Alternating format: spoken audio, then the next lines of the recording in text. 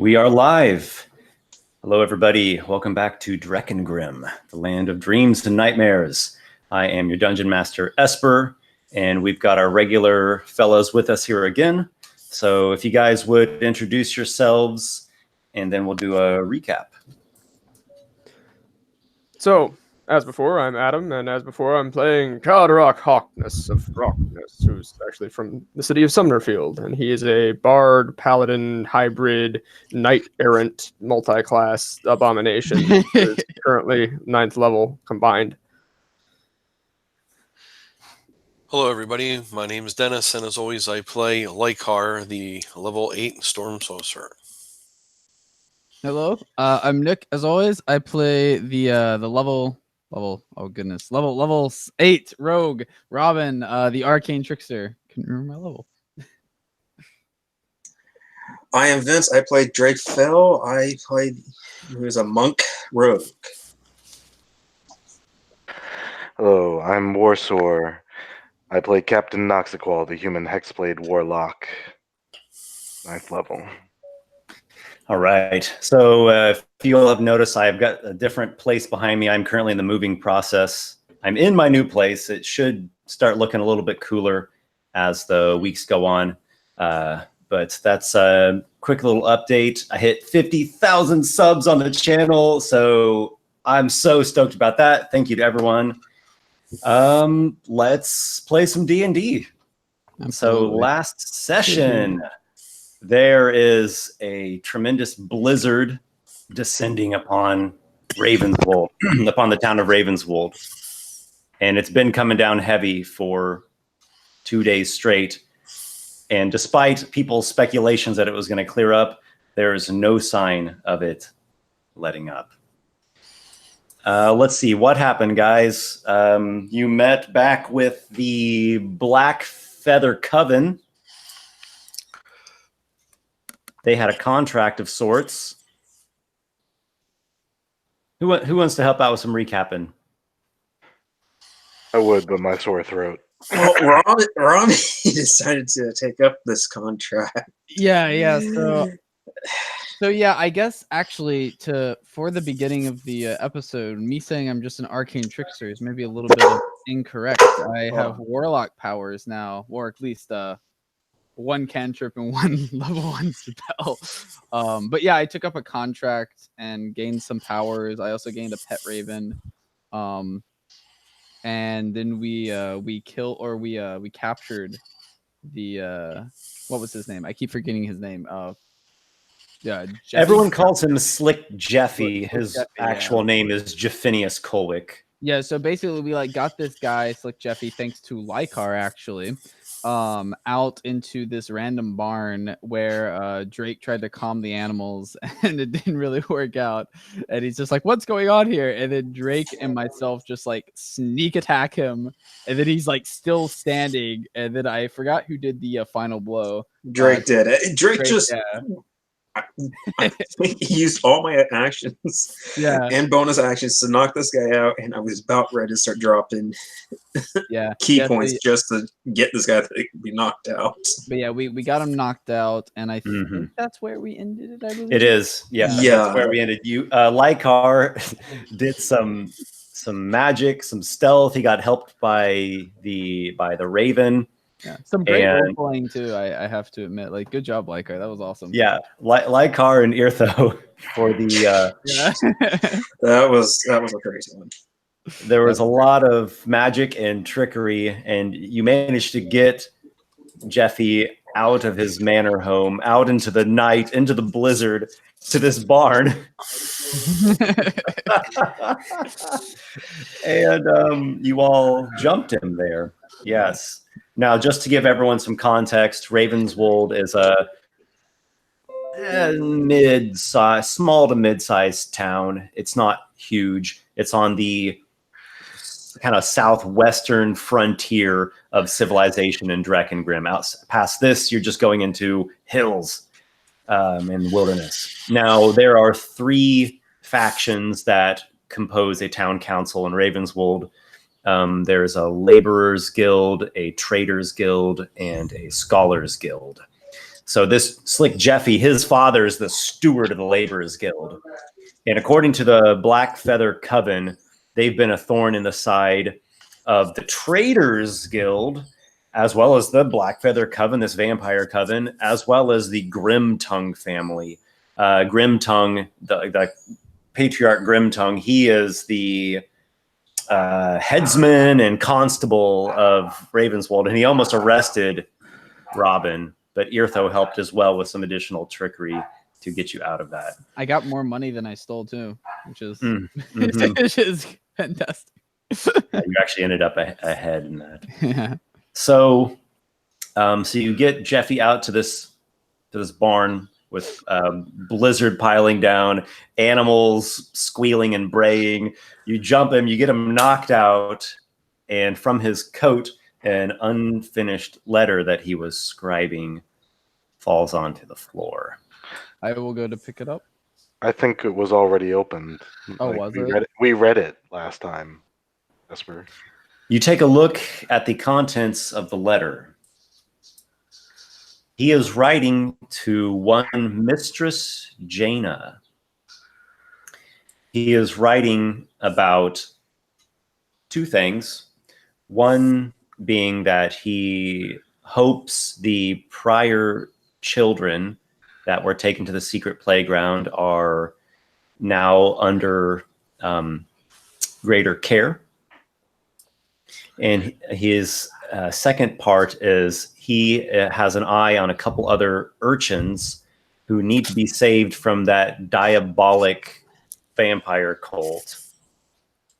And if she can send the Banderhob as quickly as possible. And he gives a little bit of detail as to where these urchins are typically found.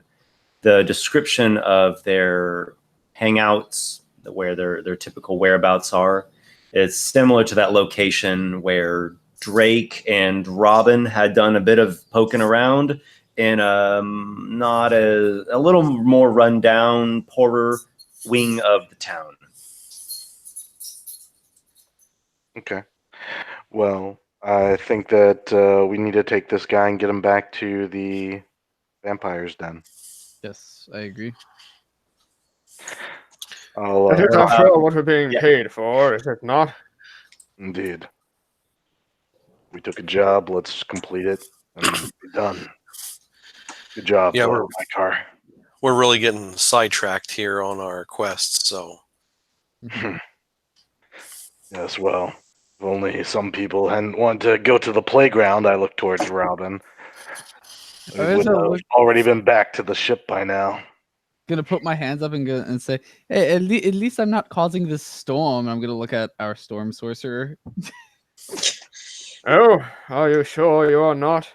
Can anyone really be sure at this point that your machinations of sheer force of indomitable and unsurpassed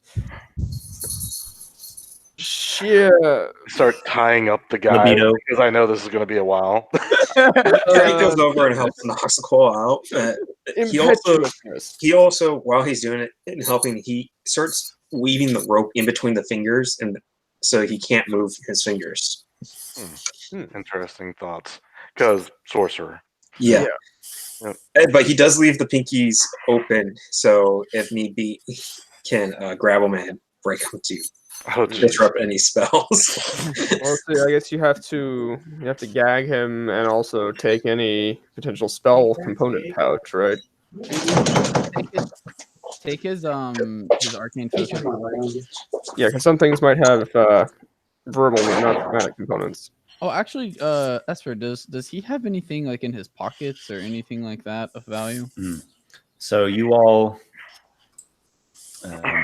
search through his person. You find that he has a keyring. He has a little bit of like some dried jerky, something that he's eating, and an orb. I want to look at the orb. There was another question I think someone had. Did I skip over someone's question? I guess it wasn't a question. It was Drake was binding him up. That's what it was. All right. So Drake, you bind up his hands in a kind of secure way. In a secure way, keeping the fingers also bind separately in a way that they're immobile, but at the same time, they can be moved, but only in a way that would cause pain. Does that make sense? Okay, so you bind up his hands in an intricate way, and you gag him as well. You frisk his articles of clothing, and that's what you come up with. I'd like to look at the orb more. I don't want to touch it yet. I just want to like see kind of like what kind of is it like an arcane focus or something? It does appear to be an arcane focus. Yes, it's an orb about yay big and one that an arcanist would hold in hand while chanting spells. I guess I'll. A donkey brays. I guess.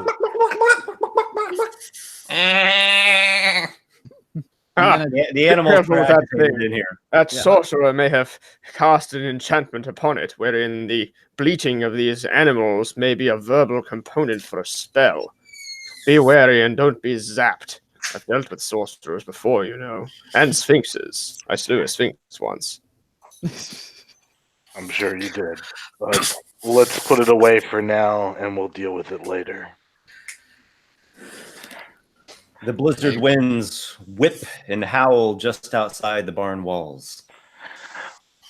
What we should do is we should use our magic to get back inside the town without being seen. How far away is the vampire people's little inn? Yeah. From where you're at currently, maybe 3/4 mile. It's not a large town, and you're just a ways outside of the town wall. So in a blizzard, any amount of distance is still a decent walk. But also, it'll make it a lot easier to not be seen. The snow is everywhere. Why can we not just... Can you cast a spell on an unconscious person? Oh, wait. Well, you can always cast a spell on an unconscious person, but the question might be, does he need to be conscious to utilize? It just kind of depends on the spell. I'm assuming, are you asking about Dimension Door? I was thinking we'll just cast Fly on him and just grab him and fly him right to the... Fly would specifically give him a flying speed, so he would need to be with his own volition using it. If we cast Fly on each other, though, couldn't we still like carry him? Yeah, theoretically. Or send the Raven to inform the vampires that we've succeeded. And let them deal with it. Maybe they can come pick him up here. Because, honestly, we need to drop it at their doorstep. I don't think they want to be seen with him being carried into their their place. Which is why there is my crazy idea from last time of polymorph him into a rat and stuff him in your pocket. Yeah, I mean, it's not impossible to do that if anyone knows polymorph. I do. Okay. Well, we'll keep that as a plan B, but Raven, let's get the Raven. Yeah, that's the first order of business. They need to know at least. Irtho is currently having an argument with a rooster.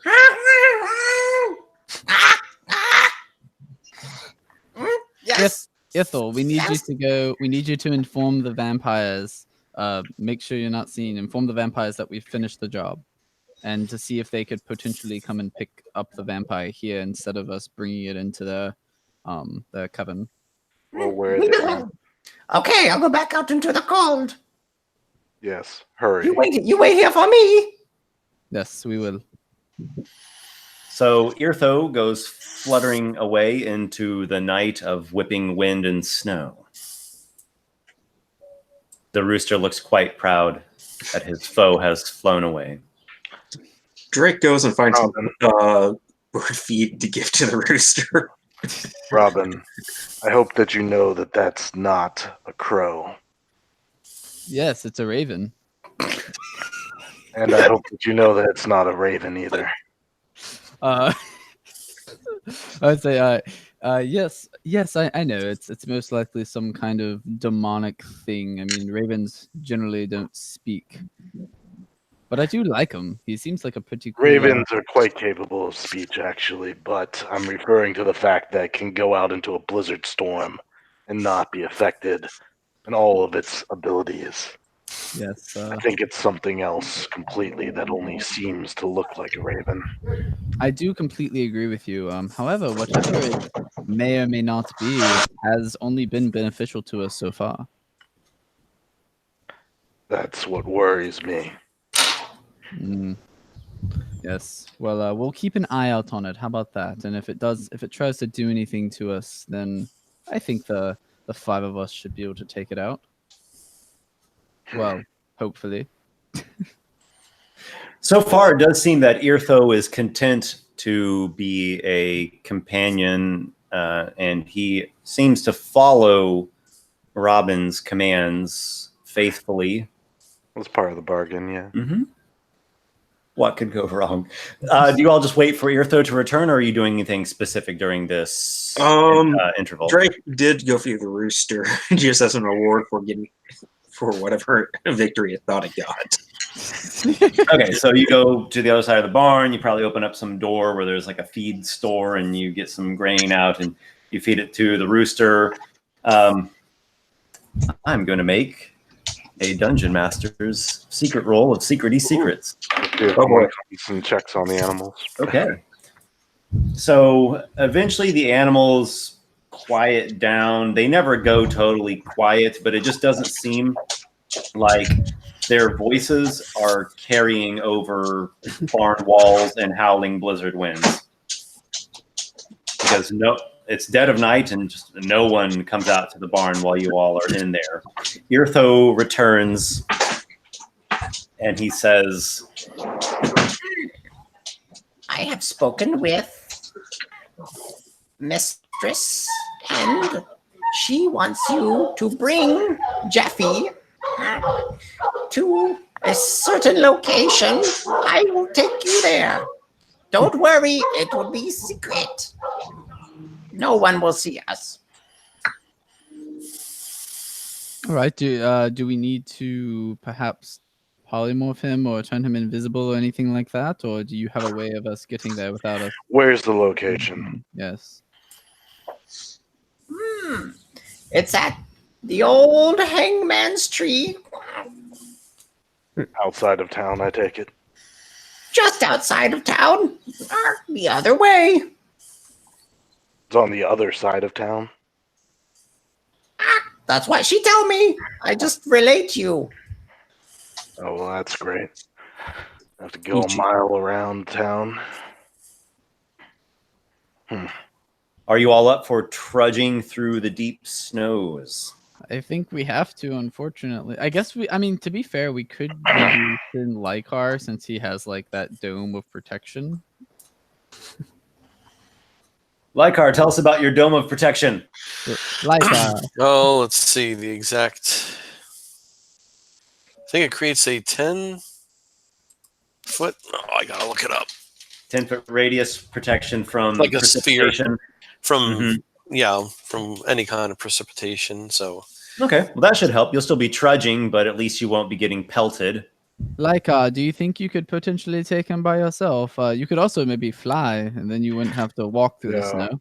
If we're going to do this, and I believe it was you who agreed to do it, and we were helping you, that's why you paid us to do it. You're going. This is true, but I do not have good capabilities of getting through this giant storm. I would need some help. Does anyone have any bright ideas? How far away is the tree from here? I don't know exactly. It's on the other side of town. I've seen it before.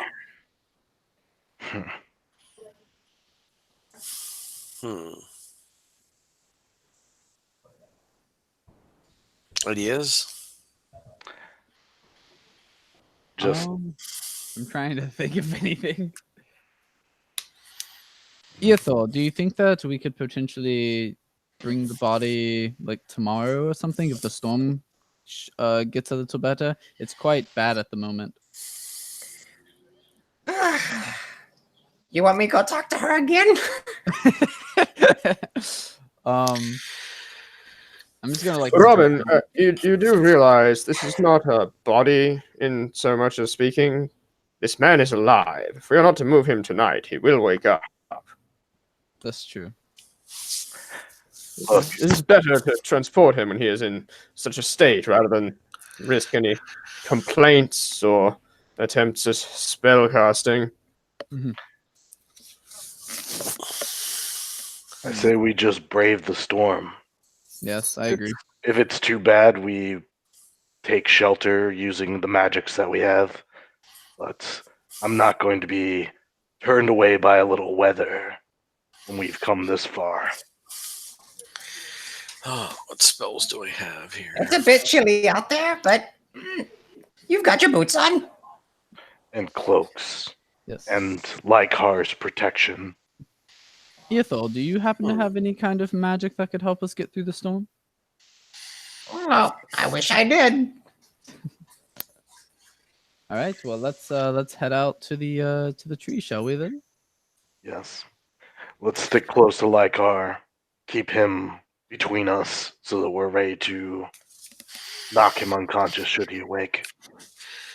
Well, hopefully he just won't wake up and just start.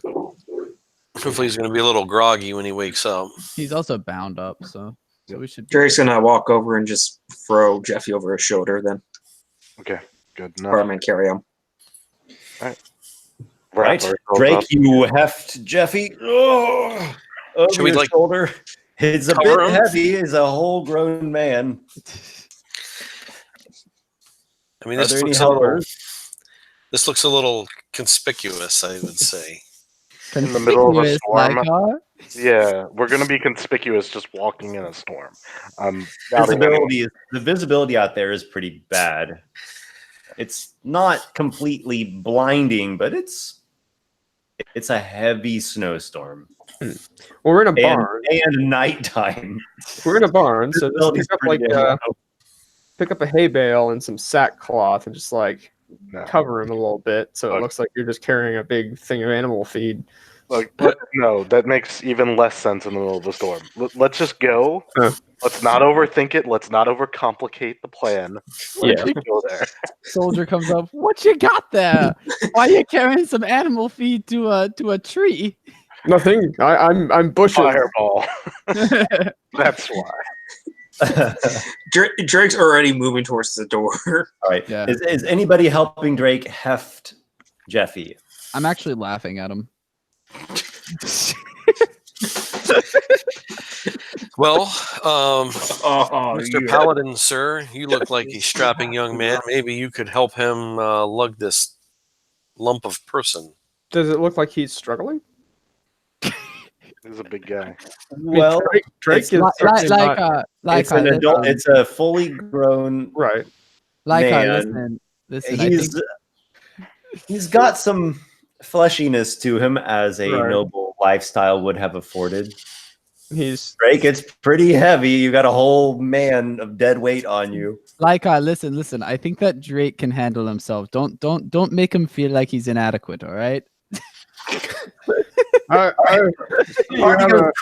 party goes trudging out into the night through deep snow. However, Lykar does have this wind manipulation aura around him, so you're at least not getting pelted in the face with flakes of snow. So that's something. I'm huddling as close to Lykar as possible so that I can have this protection.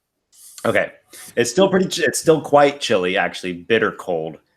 And Drake has a 14 strength. Okay. Drake, make. We're going to start with a strength check, I think, to start off with.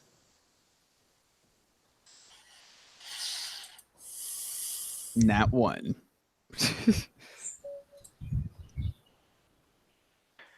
He said he got a 12. Looks like he's muted. 12. Okay.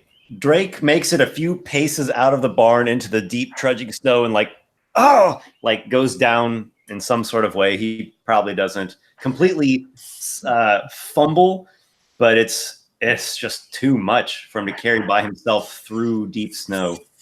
Drake, are you having some difficulty, my friend? Robin, give him a hand. As soon as Card sees this, he takes a couple steps forward and is going to help. All right, so the two of you grasp him. I assume like one person arms, the other person legs. Something like that. Okay, yeah. So then you go trudging, carrying this guy through the snow in the bitter cold night. And Eartho, you can kind of see him. I guess the people have dark vision. That helps a lot. And he flutters ahead, and he'll kind of come back, and you'll hear him like, ah! Just make a sound, a bird sound. And you follow him. You follow him, trudging through the cold, cold night. Everybody make a Constitution saving throw against essentially exhaustion from cold and from strain, physical exertion. You said Constitution? Yes. Do our winter clothes give us any advantages on this, or it does not give you advantage? Okay. Oh God. Oh God, I got a 7. Let's see. Oh, I have a really good Constitution. Card's fancy cloak is really good at looking like other cloaks. In particular, right now, it's currently just displaying his own heraldry.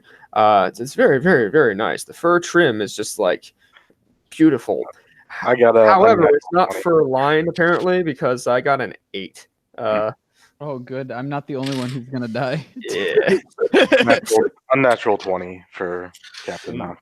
God, God, it's so cold. You're telling me about that?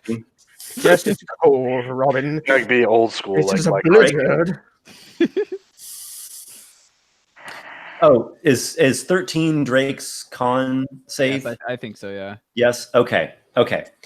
So you all trudge around to the other side of the town. You're still outside of the town wall, and you trudge up this hill where there's this old gnarled tree and there's like a headsman's stump as well. Executioner's Hill, basically.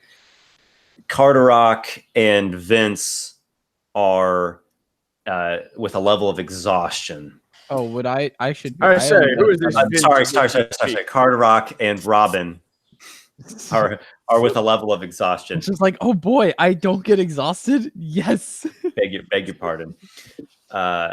Trudging that far, lugging the body, this bitter, cold, frigid temperature. It's sapping your endurance. The rest of you tough it out. You make it there. Your arrival is actually expected, and there are some figures awaiting you atop the hill. You see there is Celia Ravensong, mistress of the Flirt Fang brothel. There's Torsel Grimtongue, you had met previously, the constable, a tall man, wiry, pale-skinned. He has a big executioner's axe and some heavy armor on. There are those 3 kind of rough and tumble vampire thug guys that you had spoken before, Scabs, Lobby, and Troll. And Eartho leads you there. So Eartho's still with you. The winds are howling. Celia raises her voice.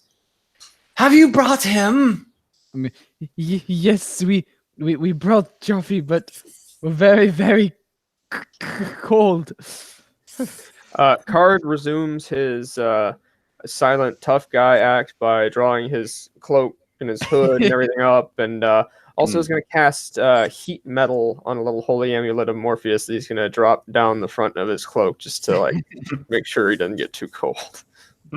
All right, so you both give yourself the facade of the hired muscle and heat up yourself a bit with this amulet. It feels pretty nice in there. What? Everyone make a perception check. Of course, Esper, of course. Oh, wow, I got a natural 19. I think that's all I get. Hold on, let me check. I did not. I got a 4. I got a 20 overall. Yes, this is like the best perception check I've ever had. I got a 16. Okay, and we've got a 21. I also have a 20 overall. Drake, and then 24. Okay. So 3 of you rolled really high: Carderock, Drake, and Robin. It's a little subtle, but you all notice it quite well. All of these vampires are trembling from cold. They look even colder than you all are, given that Lykar has given you some aid with his sphere of wind control. I'm gonna look at them all and shivering, be like, all of you all right as well? We could have just met up somewhere a little warmer and, outside of all of this cold. Yes, we could have, but we have to be careful with this operation. I hope you will understand the sensitive nature. Yes, I definitely understand the sensitive nature, but it's quite cold. Why are vampires cold? I thought they did not feel the elements. Oh, there are many different superstitions and folk tales about vampires. Few people know our true nature. I always heard they was half sturge myself. I guess if cold kills them off, that ain't too far from the truth. Well, you have fulfilled your pact, your bargain here. At least this point of it is complete. You can take your leave, and we will finish things up from here. Doing business with you. Wait, one more thing. And I'm going to get down to Jaffe and start taking off his really big, warm cloak. No, we need him unharmed. Looks like he's already banged up a bit. Well, I can't have him frostbitten and gangrenous. I'm just gonna look down as I'm taking it off, really sadly, look up and be like, "Are you sure you? I really am very cold." Sounds like Scab says, "Tough it out." I'm gonna look at him with evil eyes and get up and stop taking the coat off and just be like, Fine. I'm gonna walk back to Lykar and get really close. What is it that you intend to do? As you have that little interaction there, Robin, you do notice that Scabs, and by the way, this guy does look really nasty. Of all the vampires, he's the one that's the most swamp Nosferatu looking guy. He is not shivering at all. He's just standing there like his normal gruff self. But all the other ones are shivering and their lips are trembling and their cheeks are actually flushing red as one would normally do in the cold, except Scabs. Well, they're dead, so I guess there's nothing keeping their blood warm. I can see why they might get cold. They're effectively cold-blooded.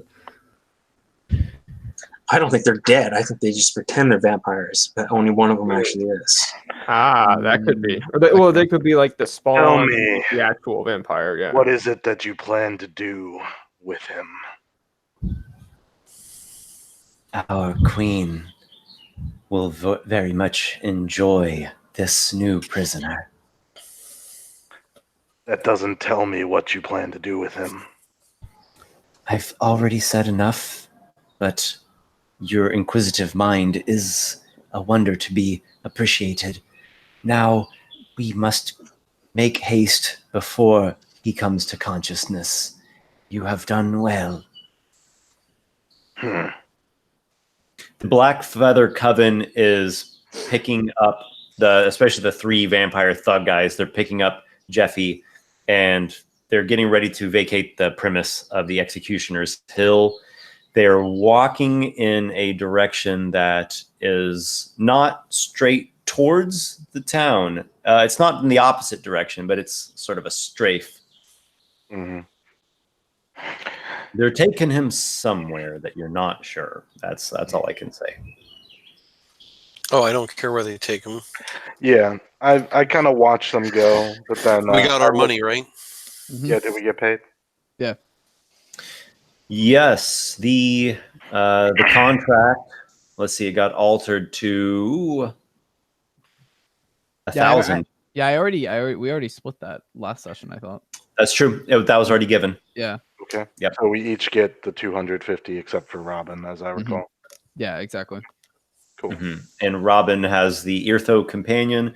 You got Eldritch Blast, an additional Warlock cantrip of. Oh wait, I thought it was Eldritch Blast and then a level. You got Eldritch Blast, additional Warlock cantrip, and a first level Warlock spell that you can use once per day. Mm-hmm. Yeah, the spell that I picked, or the level 1, was Hex, and I couldn't. When I was looking, I didn't see any other cantrips for Warlock aside from Eldritch Blast. Was I looking? Did I skip over it by mistake? Probably so. In the player's handbook, at the beginning of the spell, right before the spell descriptions, you'll see the class lists. I can read it off. I have it right here in front of me. Warlock can do Blade Ward, Chill Touch, Friends, Mage Hand, Minor Illusion, Poison Spray, Prestidigitation, True Strike. I know what I was doing. I was on a website looking for it. I think I was looking at the Warlock exclusive cantrips by mistake. Okay. I'll figure it out while we're. Okay, that's fine. Where is your party going? What are you doing now? Should we go back to our inn? Back to the inn? Yeah. Yeah, let's bunk down for the night. Yeah. And then we're leaving tomorrow. There isn't really nothing going anywhere tonight. Yeah, but yeah. Once the snow subsides. How are you getting back to the inn? What route are you taking? I can dimension door through the city wall, basically. So Drake will just once they get to, he finds the wall, he'll just shadow step. So I take Robin, Lykar. Do you have a spell slot to take someone?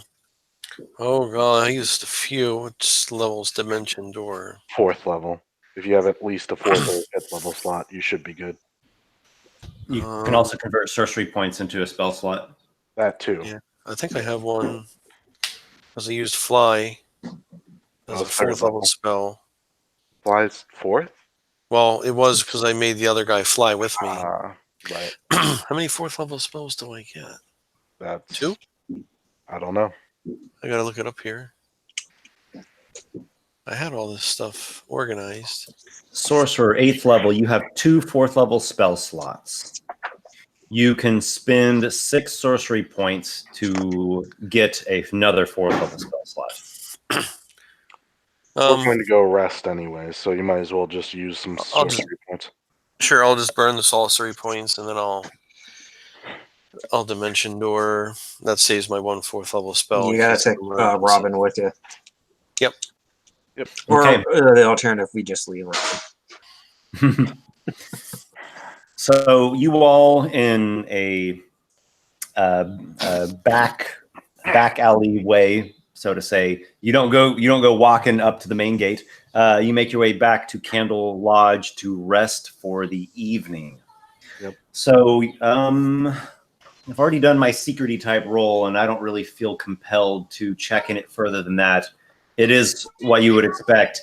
It's the middle of the night. It's foul cold. There's a whipping blizzard. There's just no one anywhere. There was only you all and then the Black Feather Coven that you arranged that secret meeting with. And they were freezing their butts off too. So you get back to Candle Lodge. This servant boy who stays up at night, he's like there, like dozing in his chair by the door with like a little beeswax candle and a lantern, and he like holds it up. Do you need help with something? No, we're here to return to our rooms. Oh, it's really cold out there. Best stay warm. Thank you for stating the obvious. Yeah. I just kind of the serving boy. He seems pretty groggy, but he's trying to like get back to his composure of providing impeccable service at Candle Lodge. But are you all just walking past him? You're like, no, thanks. Yeah, that's what. Okay. Yeah. All right, you retire to your rooms. Mm-hmm. What is your plan, party? Oh, Stormbringers, are you trying to get out of Ravenswold? Are you pursuing the secret playground additionally? I say we quit this place, at least for the time being. There's business in this secret playground, as one of you may know, but for now, our path lies elsewhere. And this one is forced to agree. There were some objects that you told me of in the secret playground, which were interesting, but ultimately, this place is tainted with brimstone stench. I feel I've lingered here too long. Okay, so we'll do a quick recap of the situation and kind of how things are ending up, and then I guess the party will be moving out to a different adventure. So it appears that there are some different factions at play, some more secretive and some public. The Black Feather Coven is associated with Glacia, I think it's Glacia. Did you all identify her? Oh my gosh. I think not. Nope. Okay. No, I didn't want to meta game that. No. Okay. So there are some insinuations and hintings of diabolic involvement. Robin is starting to question if these Black Feather cultists are actually vampires. So the secret playground seems to have a mistress, Jaina, who is sending Banderhobs to take street urchins. Only children. It seems only children have gone there. You've also heard children talking about, little street urchins talking about the secret playground.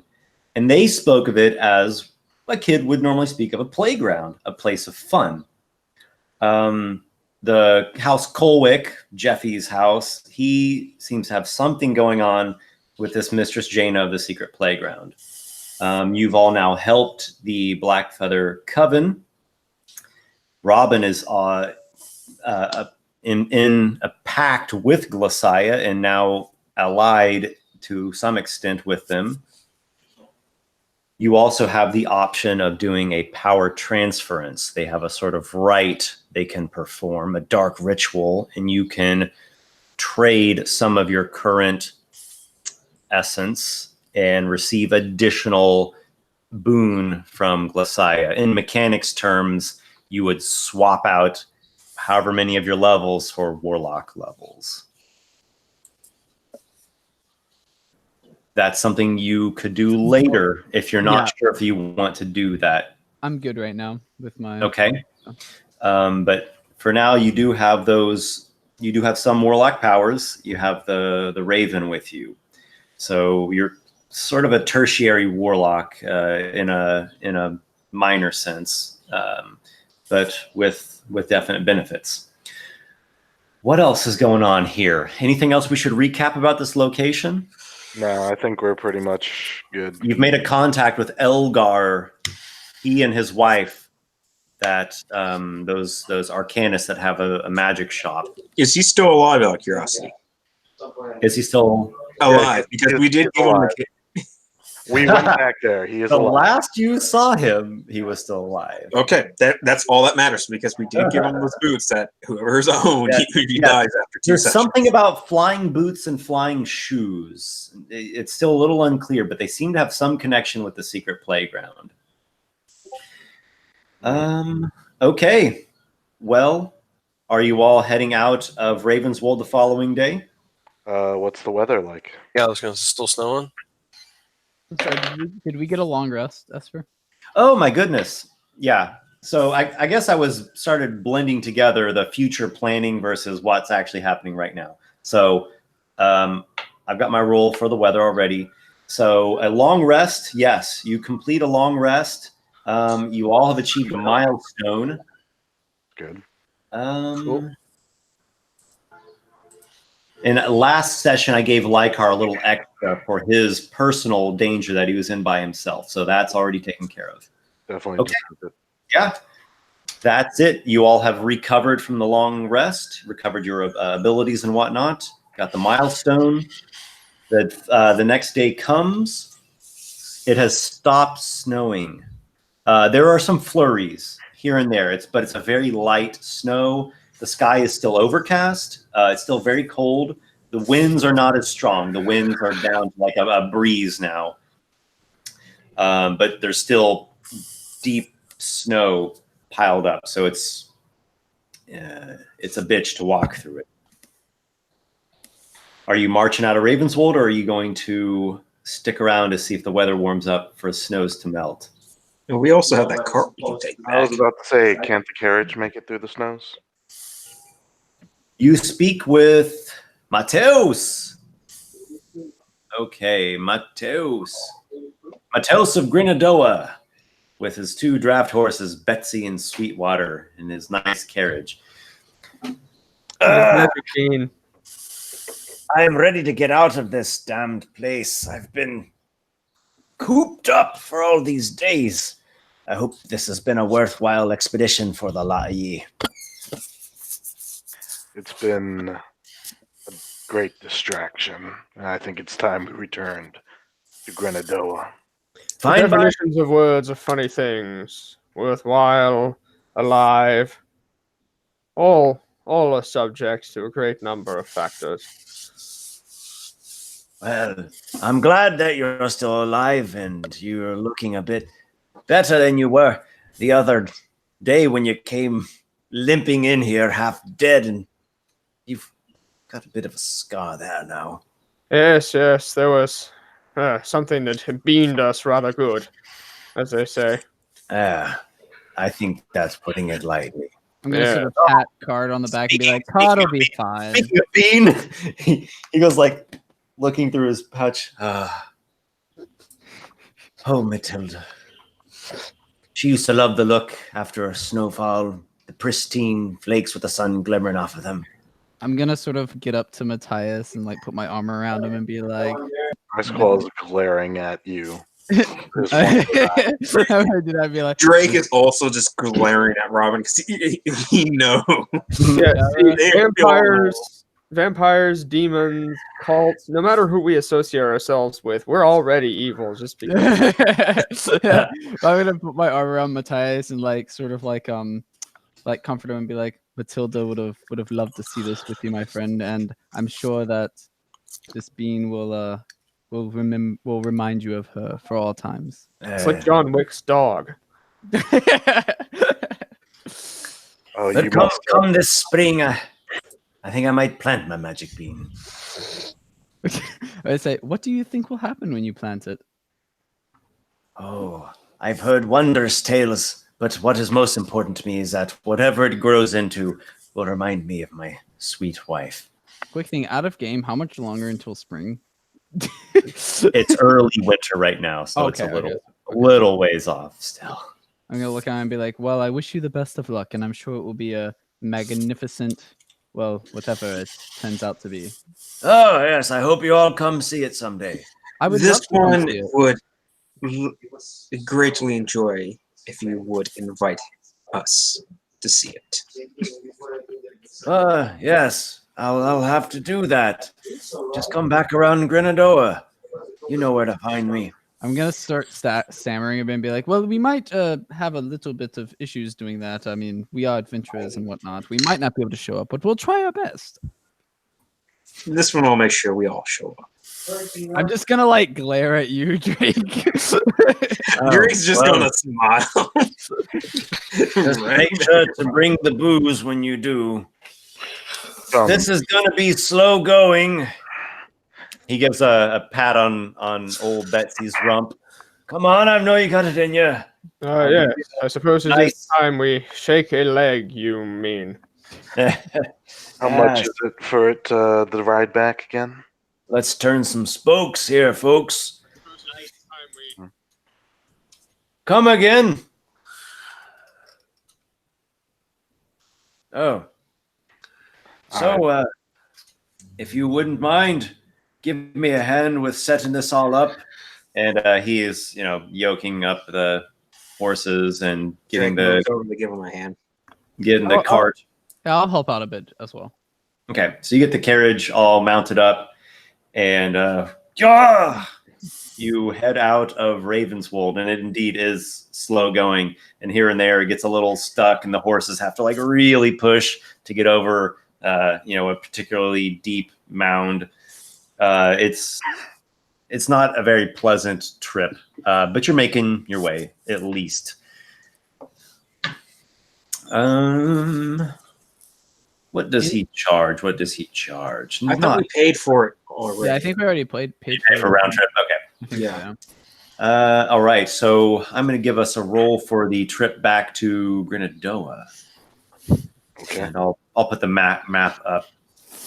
While we're in the carriage, by the way, like on like the inside where Matthias can't hear us and stuff, I kind of want to like nudge like Warsor and be like, Matthias is such a nice fellow, isn't he? Captain Noxiqual just still glares at you, silent. I'm going to like have the facial expression of like, what did I do? Oh, you know what you did. Here's what his glare says. No, Robin, do not antagonize Noxiqual. He is on his guard right now. There are all manner of strange things that stalk through this land.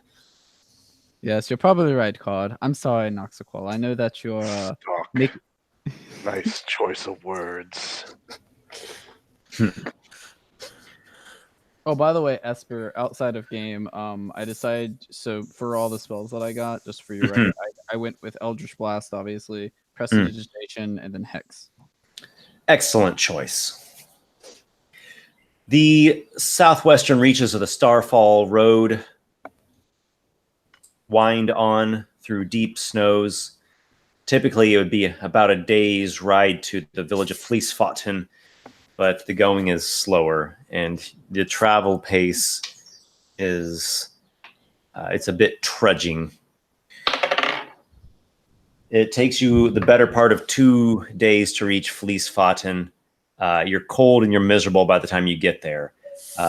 You are able to bed down at an inn to get some hot food, to get some feed for the horses, and it is well enough to rejuvenate your spirits. Does anyone have any interest in Fleecefoten, or is it on all the way to Grenadoa? Are there any decent blacksmiths in town? There indeed is a blacksmith. How decent he is, though, you do not consider him to be very impressive. You've seen far better smiths in your day. Then Drake's not going to get anything. Okay. Fleecefoten's a small town. I guess it's technically a little bigger than a village, but it's on the small end of towns as far as they go. Drake, there is a brothel called the Naked Crab. That's more for Robin. Robin, there is a brothel called the Naked Crab. I'm just gonna like sort of look at everyone and be like, are we planning on staying here for a while? No. This one does not plan on anything. We're moving on as soon as Robin, this one even has crab in the name. Are you really sure that even you want to go in there? I'm just gonna look at Card and be like, you're actually probably right on this one, Card. Yes. I think I'll take your advice. Yes, I am. Wow. Yeah, the only thing of interest in Fleecefoten was that something. As you all have that little banter, there's a drunkard outside of the Naked Crab brothel, and he says, "They're not so bad. My grandfather knows the best technique.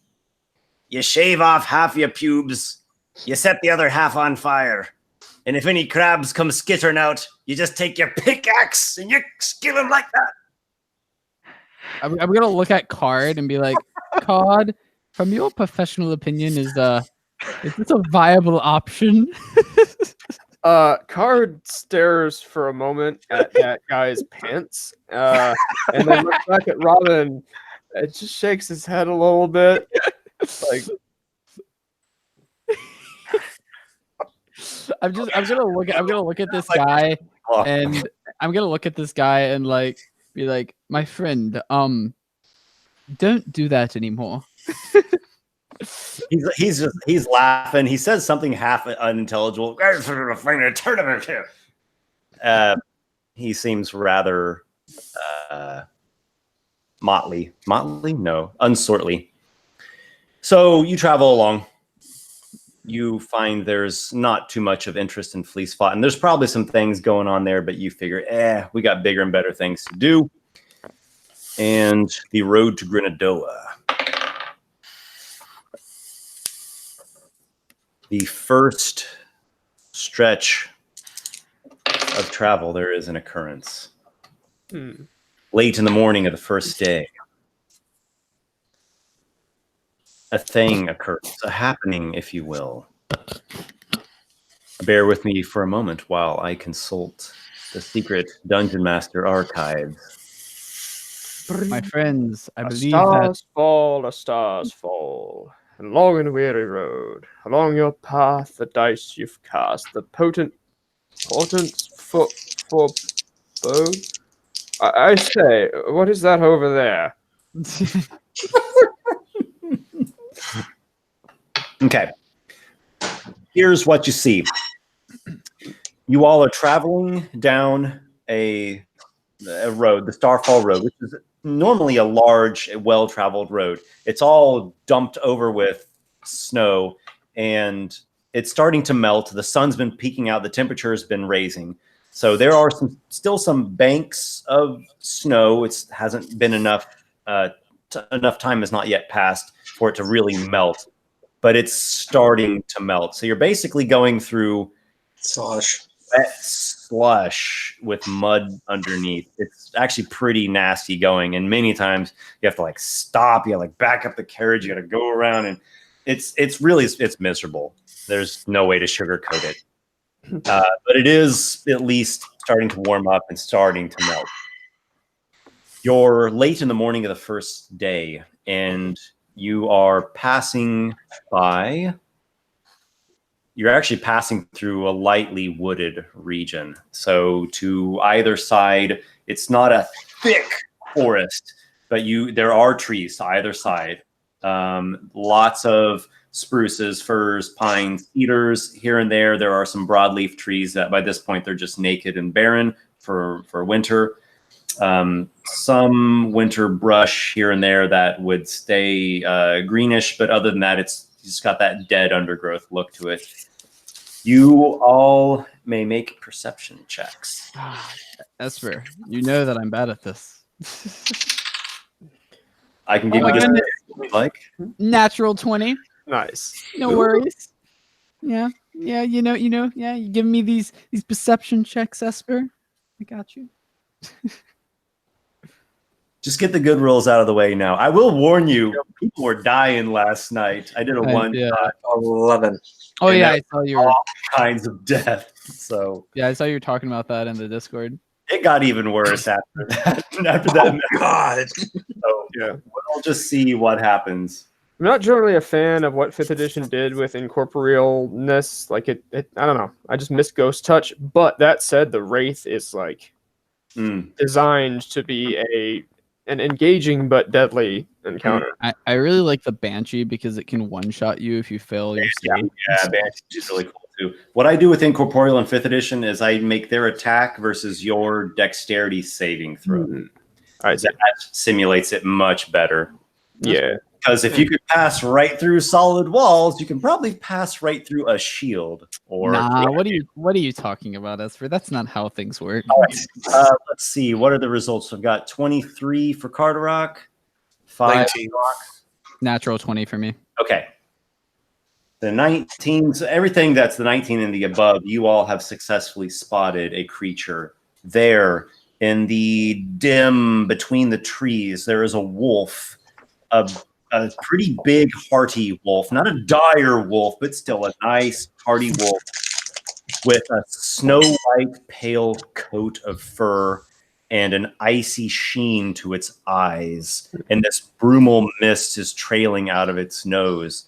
And it's just watching intently with predatory eyes as your wagon is struggling through the slush road. A wolf of the size that it would naturally predate something like a horse, or like it would take probably a whole pack of them to do so? Well, you've seen wolves before. Typically, a wolf of this size wouldn't attack a horse by itself. I'm going to nudge Drake and point at him and be like, "Hey, Drake, you think you can tame this one like you did the animals in the barn?" Drake gives Robin the finger. Do we see it once they point it out to us, the people who failed the check? Yeah, I'll let everyone know about the wolf. Those that failed don't see it, but you know roughly where it's at due to your allies describing it to you. I think the thing is staying in hiding. Yeah, I think we should all be on alert if it attacks. Be ready. I'm gonna look at Earthon and be like, "Don't get eaten now." Wait, did the bird even come with us? Mm-hmm. He's my pet.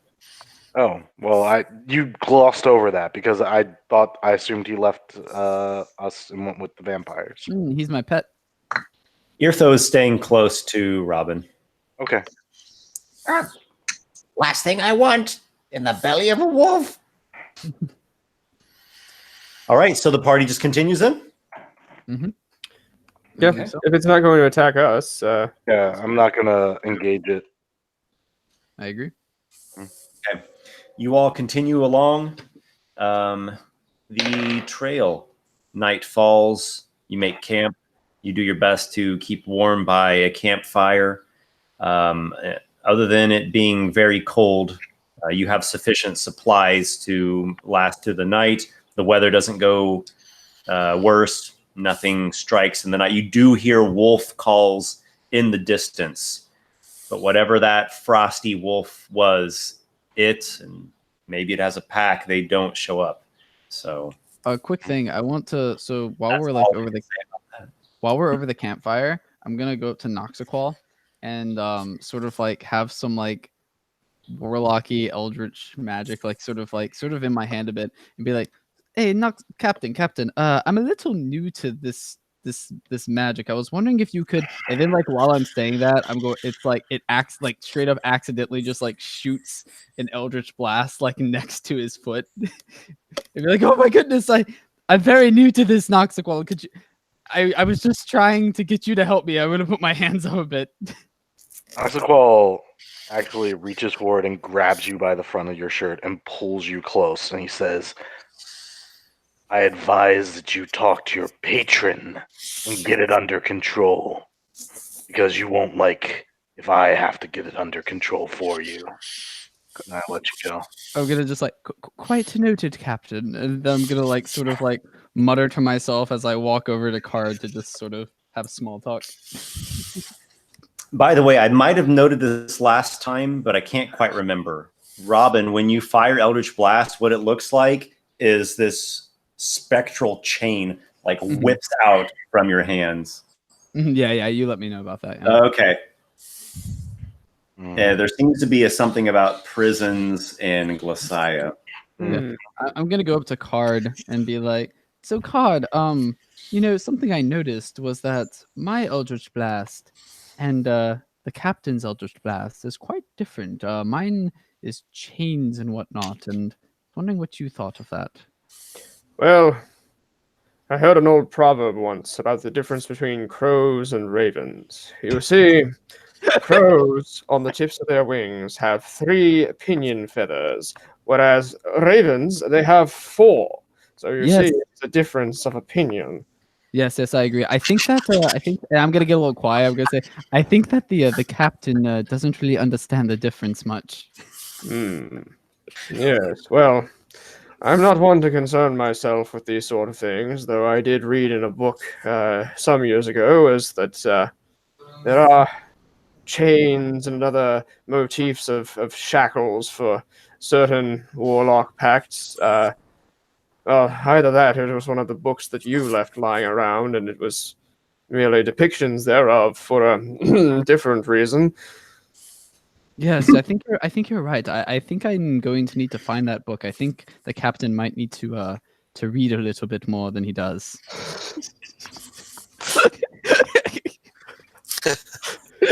Wow. Involved one day. He's got rope skills. Get no respect, I tell you. No respect. No respect around here. All right. Sorry, Warsor. I had to keep going. No, you're fine.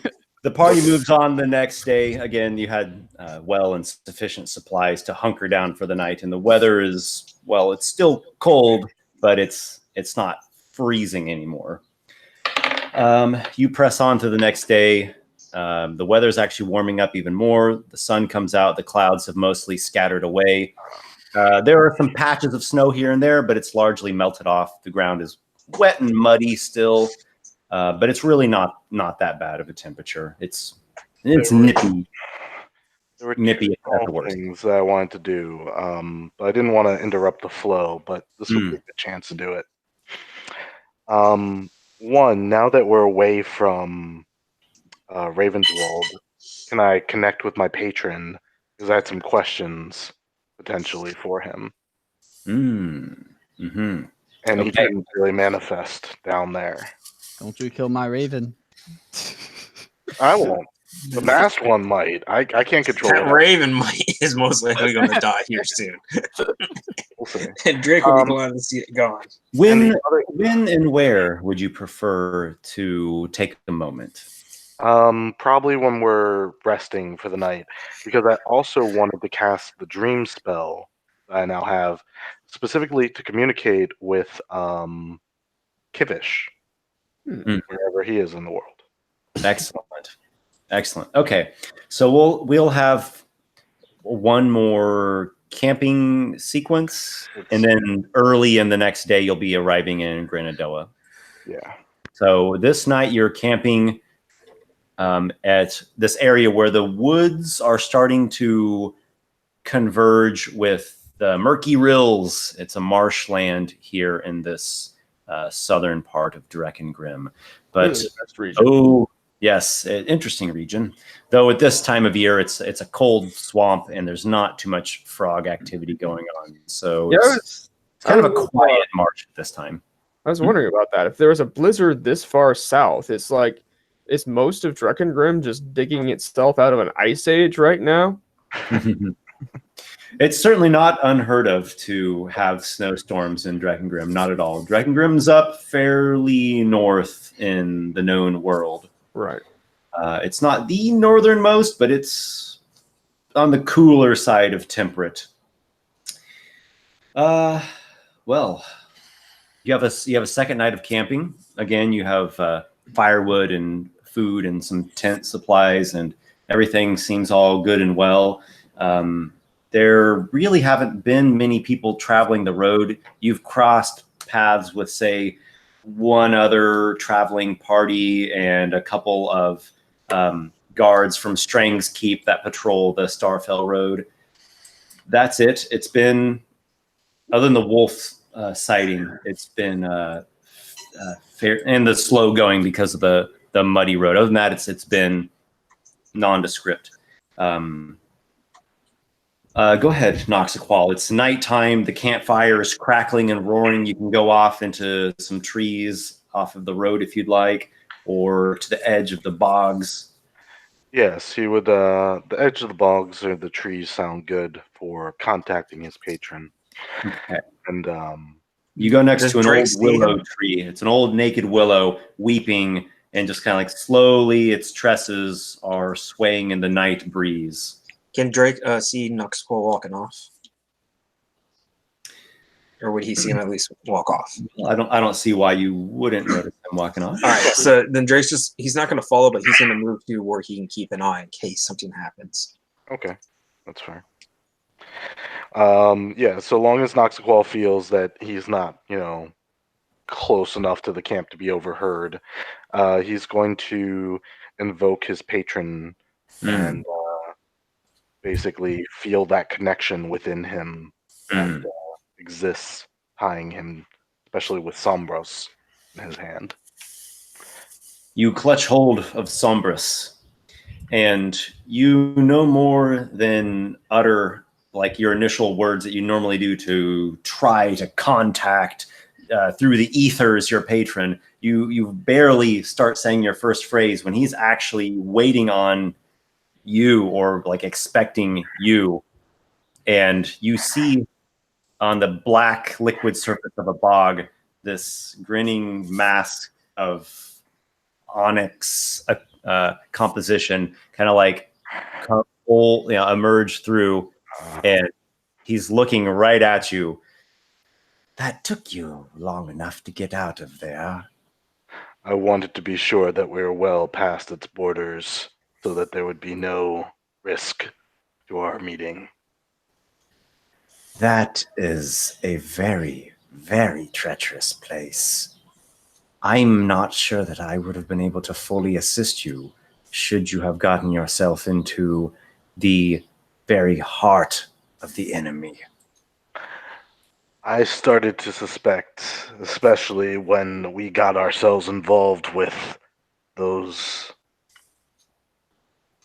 Glacia worshippers, or Raven Queen, if you prefer the pseudonym.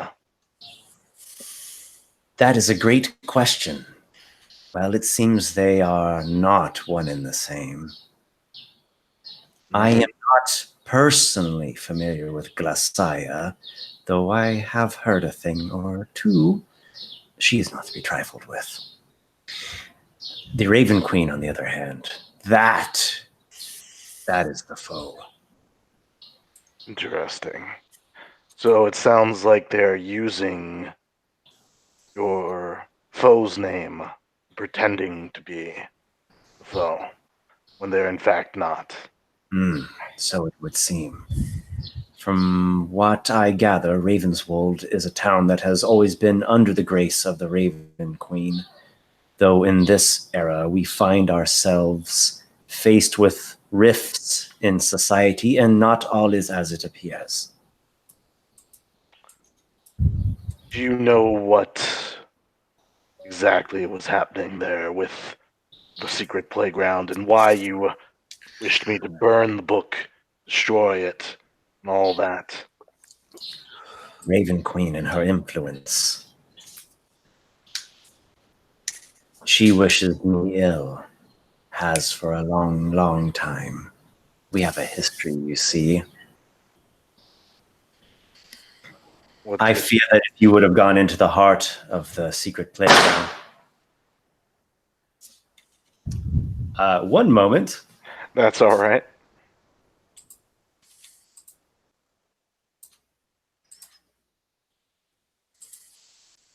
Okay, I believe there are kids setting off firecrackers here. Yeah, smells like 4th of July. Okay. So the masked one, he says, if you would have gone into the heart of that foul place, I think I would have lost all connection with you.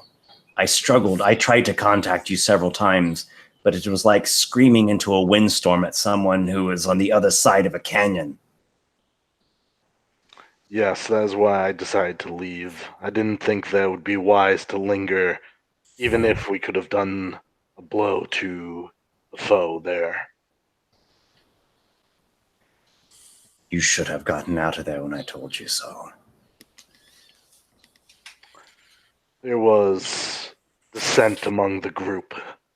I was of the mind to leave, but there were others that still wished things. One of them made a bargain, a pact, if you will, with, yes, the one named Robin. Do you recall? Yes. He made a pact with? Glacia. He made a pact with Glacia. Glacia, yes. A diabolic pact. Infernal. Fiendish. Well, for now, I cannot comment on that. We'll see if that turns out to be weal or woe. If you need him dealt with, simply say the word. You can count on that. This dissent in your party, are you about to have a mutiny, or is it under control now? It's under control. I believe that once we have returned to the ship, all will be on track again. Very well. And did you uncover what you needed to aid in your tracking down of the sunken ship?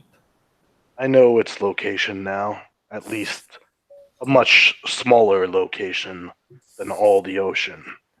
Well, that's something.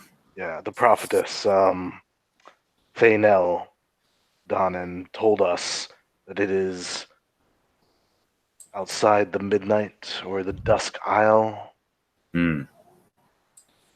That she did. So you have noted on your map here, Dusk Isle, and apparently the ship is near to the shipwreck. The sunken Siren's Kiss is near to Dusk Isle. I have concerns, though, since it seems that it's fallen into the hands of the Deep Drinker, or, as you know him by another name, Dagon. Dagon. How are we to deal with him? Have you any suggestions? Maybe you could use that other warlock as bait. Perhaps. But I was thinking... The Deep Drinker does not easily give up of his sunken treasures. He rather loves to hoard them. He also has his children, which I assume would be quite hostile, though more readily dealt with than he himself. I am not entirely certain that he exists wholly within the material plane. It may be a case, as with many of the great old ones, that he enters and recedes through the fabric of reality. Some say it is at random interval, others say it is at the invocation of cults. There are many theories as to how this all plays out. I wish I could tell you more about that. Unfortunately, I have my own limitations, as it would seem. Well, perhaps we could find a time or a place where he is weaker, that we could strike at the right time when he cannot manifest. I was also thinking, do you remember the Devil's Den, where you sent me to find Sombras? Oh, yes. There were runes there, things that kept things from the far realms, madness at bay. You know when I speak, do you think that would be sufficient to protect us from his direct... I think it would be worth your time going back to Devil's Den and seeing what exactly is going on with these elder evils. How it is that they enter, how it is that they are kept at bay. I believe you spoke of a certain Abagor who is charged with holding back the eldritch abominations into their far realm. Indeed, he was not too pleased with us last time due to the halfling's betrayal, but perhaps I can convince him that that was not my intentions and that he acted alone. Perhaps so. Well, you have yet to fail me, Noxiqual, so I will continue to put my trust in you. There is only one other thing that I can think of. There is a creature, a raven, it would seem, but I suspect it is something else that follows the one who made a pact. Is it safe to keep that around, or do you think it will become troublesome? A raven? Yes. A raven with the abilities to cast magics. What kind of magic? Did it go invisible, I think? Yeah. Other things. I Yeah, cannot it seemed to be able to turn invisible. Yeah, as far as I can remember, it could turn invisible and perhaps another spell or two. That's all I can recall. You have suspicions that it is an imp? That could be. Or if I was a fiendish cult posing as a Raven Queen cult, I would think having an imp pose as a raven would be very fitting. And should I deal with this or leave it for now? Oh. I've had mixed dealings with imps personally. If it was up to me, I would wipe them all out, but it's not up to me, so I will leave that judgment in your hands. Very well. If you feel that this imp is leading you to a bitter end or additional complications at the hands of these fiendish followers, do deal with it, and swiftly. Clip the bud before it turns into the poisonous flower. Your wisdom is always appreciated, Masked One. I will inform you again when we are on our journey to recover the thing that is sunken.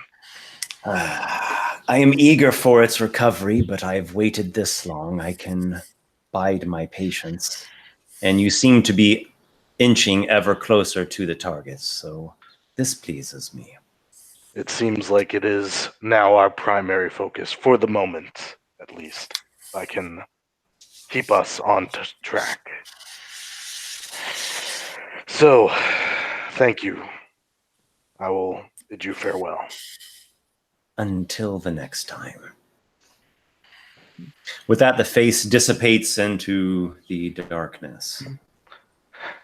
I'll head back to the party, and that night when I go to sleep, I cast a dream spell as I go to bed to just send a message to Kivish.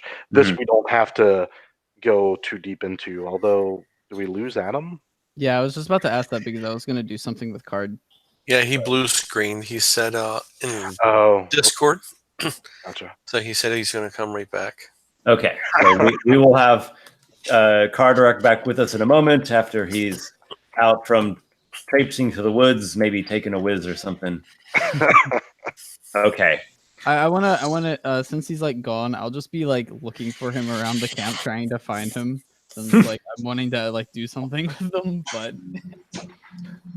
so you're looking for him, maybe calling for him, and you hear him like whistling a lively tune somewhere out in the woods while he's doing attending his call of nature.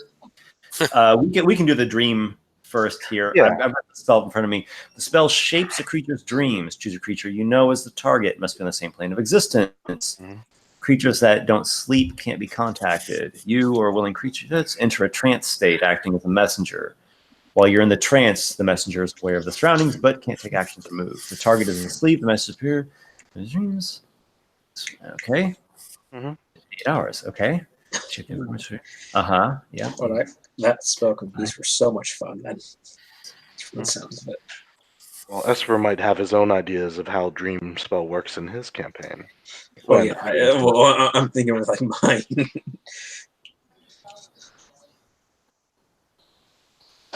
That is a really cool spell. I love it. It's got a lot of open area that lets the DM work with. Yes, it does. So in your case, I presume you're not doing the nightmare version, but rather you're interacting with Kivish in his own dreams. Very well. So paint the picture. What's the dreamscape that you're doing here? Do I have to create a dream for him, or can I just enter his dream and manifest in his dreams? Well, if you do not want to alter the surroundings or the scenario of the dream, you don't have to. You can appear and communicate. It's mostly I want to check in on him because he is missed a little bit, but I wanted to see how things went on his. I know he was going to take the remains back to the druids of, the marshes, and then he was going to lead an expedition down to Merkelon's Jaw. Yes. The setting can be on board the Storm's Eye. I mean, that seems comfortable to me. Okay. Since Noxiqual is forming this, perhaps he's just sitting in his cabin, like with some wine or something, and just it's just a meeting is all he's looking for. And he'll ask, "How have things gone, Kivish?" Oh, this is one of this strange things I've always. Oh, what? It's you. Yes. You're still alive. I'm still alive. We are still alive, aren't we? This isn't the afterlife? To my knowledge, you are still alive. I don't see Morpheus, so I suppose this is. So, how are you? I control this dream, though through magical means, not through the natural god. And here he's back. I am fine, but I'm curious, how go your travels? Welcome back, Adam. We are currently inside of the dream spell. Noxiqual has contacted Kivish. Now, for just a couple of lines there, I was role-playing Kivish, but you can do that now. I assume you are still alive, I say. Well. I actually was following along on my phone, so I was able to see what you were doing. Okay. I'm all ready to jump into that. Yeah. You are looking sort of mimes, dark circles in your eyes. I think. I trust whoever you are traveling with now is not testing your limited patience too much. They are different from the companionship that we had when we were but 3 adventuring in Merkelon's Jaw, but I think that they will be quite useful in time. Oh, I knew you missed me. Let's not get too off track here. I am contacting you to see how did things go with the druids and leading of the expedition to Merkelon's Jaw to settle with Morpheus's temple. Avering, or Avery, as the Mossbeard told me it is pronounced, is with his ancestors now, or what was left of him. It seems that they are not ones to take a joke when the subject is Avery's jaw and Merkelon's jaw, although I thought it was quite funny. So I'm gonna jump in here. Yep. Because this is having to do with like what's going on at the Ambrosia Temple in Merkelon's Jaw. Yeah. So I mean, I totally could have just made it up if you let me. Right. Okay. Yeah. So this is kind of for everybody. Kivish and his, what would we call it? His squad is kind of the beginnings of a new clan, really. Kivish entourage or a Kivish and his retinue. Aspiring clan have taken the Ambrosia Temple. Also, there is Marexa, your bog nymph, and who was the other person? There was someone else with you. It was a white. Oh yeah, a white Targanyar. Yes, and that white is there. You've reclaimed the Ambrosia Temple. You had to fight off some. Soldiers and guardsmen of House Eck. But you've got the temple for now secured. The pool has its water in it, and it's being repaired. The acolytes are performing the rituals. You are communing with Morpheus on a regular basis. So that's going pretty well for Kivish. There is an additional thing which Kivish is well aware of. Morpheus has made him aware of it, and Kivish has become in tune with these things. A goddess has been reborn in Ikoria. Really? In Bazagon, the city of mazes, the goddess Mitra has been reborn. Apparently, there was a secret cult of Mitra that abided to an older set of customs, living down in a underground labyrinth, a dungeon basically called Bog Bottom, and Materhome was the name of this. They had like their own little settlement in this dungeon area. Apparently, there was like this chosen, not a prophet or even a priestess, just a devout follower. This woman was like a chosen to bear Mitra again, and a sorcerer by the name of Pyro, who had like a fire dragon soul, had a love affair with this woman, and they produced an offspring out of this, and the offspring was Mitra reborn, and she has grown rapidly. Apparently, Bazagon is in a crazy war state right now. So Mitra is a huge snake or worm-like body with a woman's head. Think like a naga. Okay. Think like a huge naga. Yep. She is a goddess of life and death, of womb and tomb. She's originally from the southern realm of Jaya. All the Jaya gods are duality gods. But she was brought up to Bazagon because there were various waves of conquest and settlement in Bazagon, which is why it's this huge metropolitan metropolis. So the Melissa's Hold is one of the factions that's controlled Bazagon for the current age. And the Melissa's Hold now has their goddess alive and slinking through the mazes of Bazagon while it's in this intense war state. Well, that's certainly interesting. Yeah. I'm not sure how it's useful, but it's interesting. Well, it's interesting in that there's a god that's alive now, whereas all the gods are dead in this world. One of them has been reborn. Means that other gods could potentially be reborn too. Yeah, I think there is something else that you have learned. Oh, yes. Okay, you found this out as well. You learned it through the divine grapevine there, Kibish. Through the divine grapevine. Yep. So the biggest temple is called the Temple of Gates. It's in Bazagon, and it has a number of gods there.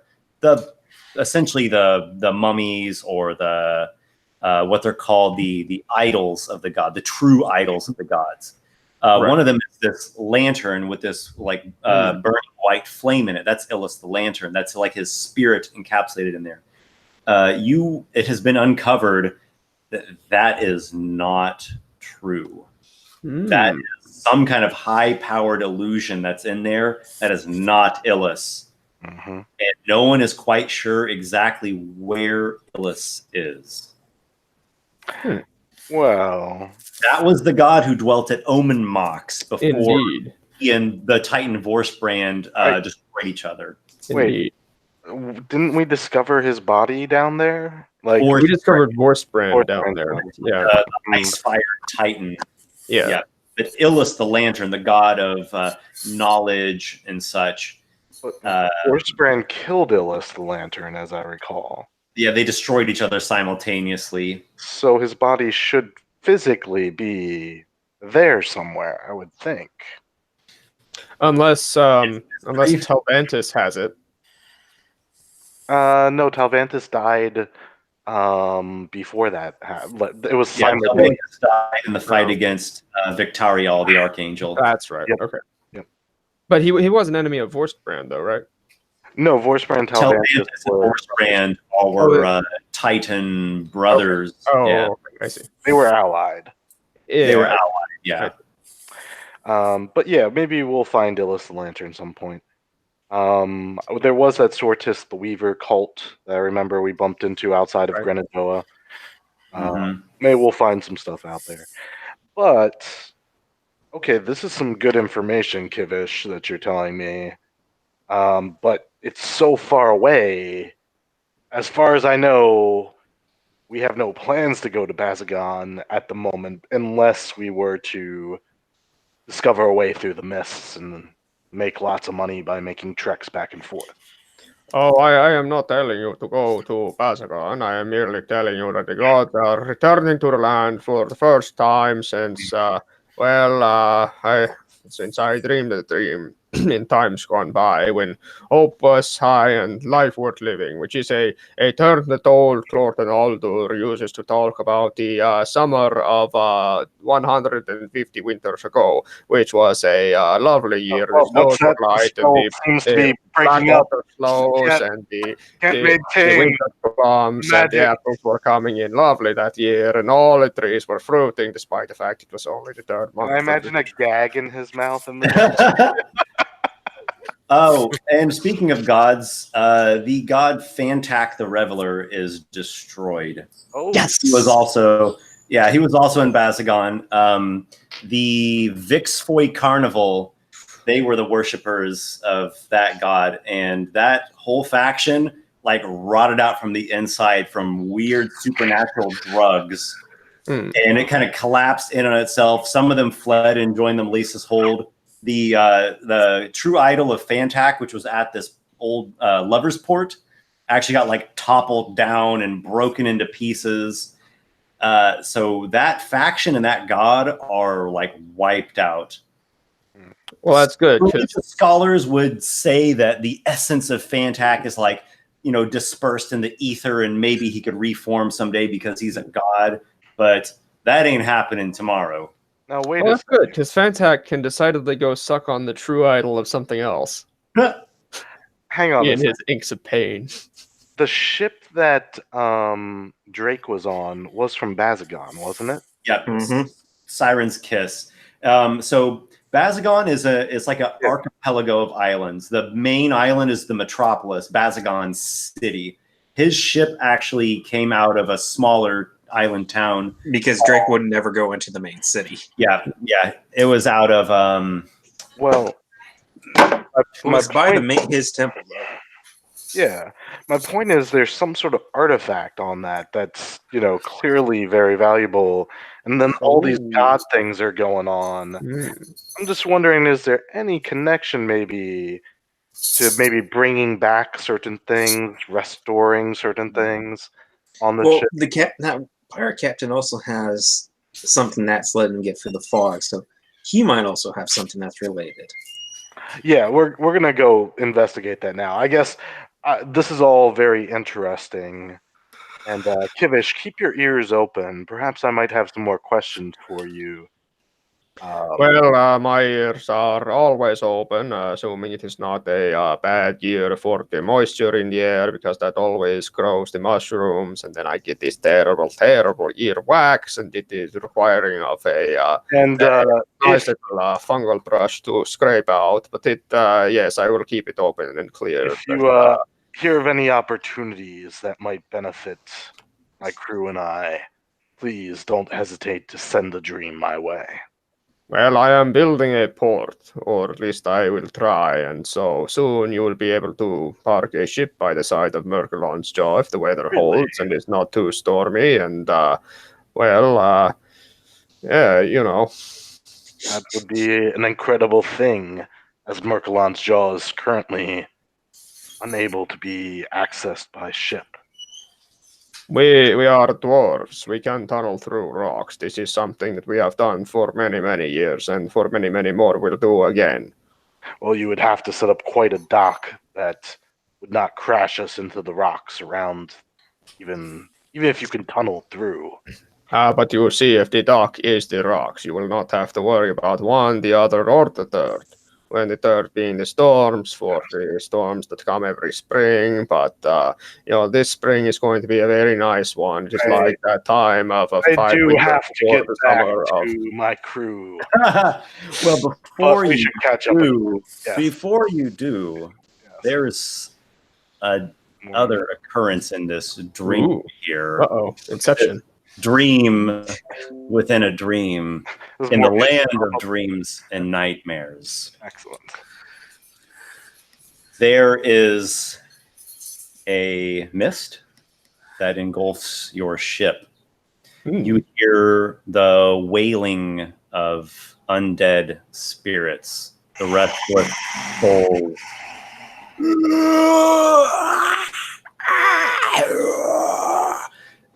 It grows louder, a cacophony, as though a great horde of restless souls. Are you Tanyan?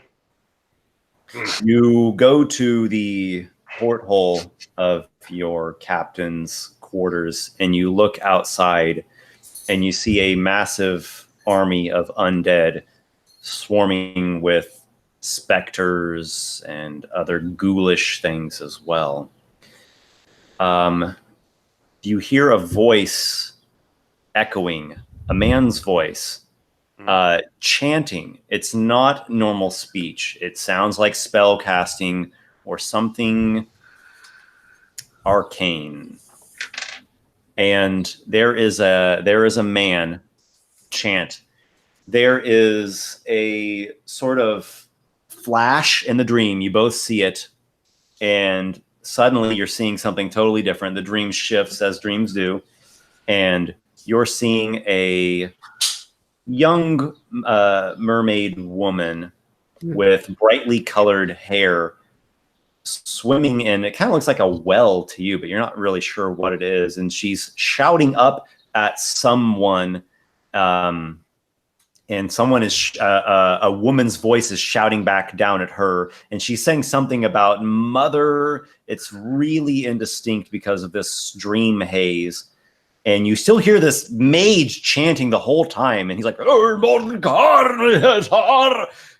this merfolk girl is like crying and shouting up from this dungeon or water oubliette that she's locked into.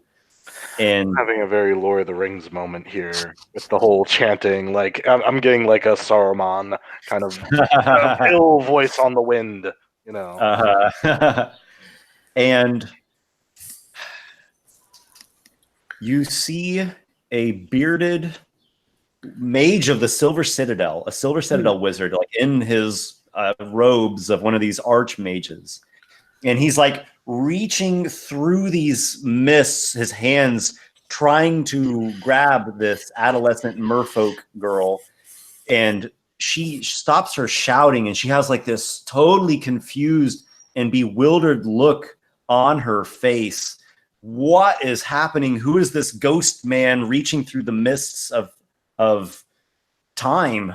And then there's this like womanly scream that just like shatters the whole dream, and it's just a chaos of swirling mists, of shrieking undead, of these two merfolk women shouting at each other. The mage himself, he loses his concentration and he kind of like reels back in psychic shock. And your whole dream just like shatters. It just fades away. Cool. Did I get a good enough look to recognize the man if I saw him again, or could like describe him like in detail to someone? You take mental note. I'm not sure how exactly you want to do that, but you do what you can do to try to remember what he looked like. It stays with you as dreams do, right? When you first wake up, it's there. Yep. If you take stock of it, if you make some notes, maybe you can retain it, but if not, it just slips away like water in your fingers. It was not the Archmage of Necromancy, because you've seen him before. I have. Yep. Yeah. Gekri. Hansel Gekri. Hansel Gekri. Yes, it was not Hansel Gekri. You can rule him out. That's good. Yeah, I believe he's the only one that I've actually met. Yep, he's the Silver Citadel that anyone has ever met. Lykar's family has history with the Silver Citadel. I don't think Lykar is ever. I don't think you yourself have met any of the mages there. Is that right? No, I don't think so. Okay. Yeah, the history of recluse. The history of anyone named Talvantus and the Silver Citadel is not that great, is it? No, it's not. Yeah. Back in the War of Three Dooms, the Archmage of Evocation was actually a sorcerer and not a wizard. It was like this honorary thing because grandfather Telvantus was so immensely powerful. They wanted him on their council. And apparently when the whole Council of 9 went there to take out the Mer Queen, supposedly he betrayed them at the last moment, and he did not like attack her with his lightning magic, and so she was able to resist their arcane assault. They weren't able to defeat her. They were able to bind her in slumber afterwards, but they couldn't actually kill her. And we'll get into this maybe later. Now is probably not the right time for it. Yeah. But there's conflicting stories as to what actually went down that day. There's like the official Silver Citadel record, but they also won the war. So, they wrote their history. Did they tell the truth? Who knows? There's other, conspiracy theories murmuring amongst the small history folk. Is written by the victor. Yeah. All right. Well, but as it seems, the Silver Citadel has been helping in the fight against the undead army in the north. So, they have interests in keeping things from getting out of hand there, I'm sure. They do. But okay, we're going to be having a battle of Winterfell at some point here. Maybe. No spoilers. No spoilers. At the last, have you not seen it yet? At the last moment, Brecca the Rock comes flying in out of nowhere. Ah! Kills the Mer Queen. None of you guys even get to do one thing. You don't even make one attack roll at her. Spoilers. Careful there. Remember, this is a live broadcast. Yeah, for when it gets closer to YouTube, Darth Vader is Luke Skywalker's father. Oh my. Dude, I haven't watched that yet. Come on, man! I've been meaning to watch that episode. Banned, Adam. You're banned. But anywho, I get all this information, then the dream shatters. I'll wake up, and I'll just kind of quickly try to jot down what I remember of him. I'm making a sketch of his face as best I can. And maybe I even create a minor image of his face. Are you consulting with the party about what you just saw? Yeah, I think I would talk to Lykar, maybe Drake, and the others if they're there. But I feel like my closest confidants, and then them if they're there as well. I'm not one of Drake would be close by, but he wouldn't be right next to you. Yes. So Noxiqual calls over Lykar and Drake. Robin and Carderock, do you have interest in going? Because it doesn't seem like he's barring you. Cod, why do you think that he's not calling us over there? Well, why would he not me?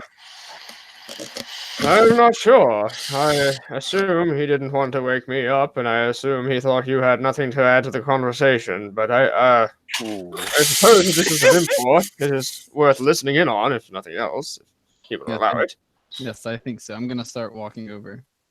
All right, so you're all together. Can we safely assume I fill them in. that Noxiqual tells them the details? I give you all those details, the juicy bits that Esper just provided us. Well, about the conversation you had with your patron with my Raven and whatnot. No, not that bit. Okay.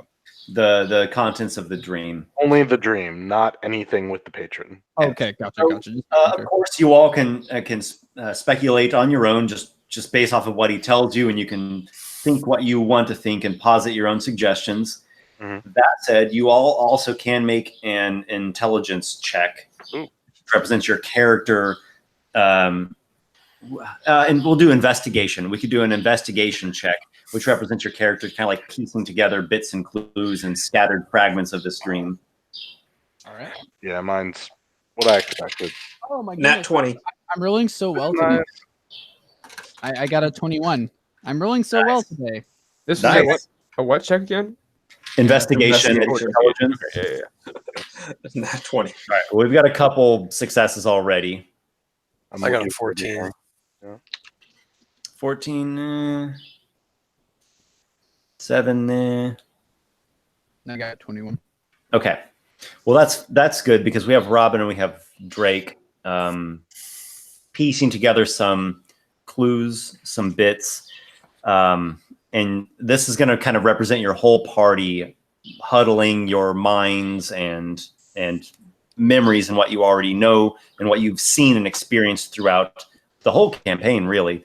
What appears to be happening is that there is an archmage who is trying to use some kind of chronomancy to go back through the mists of time to reach Amarantha.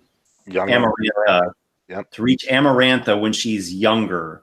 Mm-hmm. She seems to have innate power to her, which that's no surprise there. We all know that.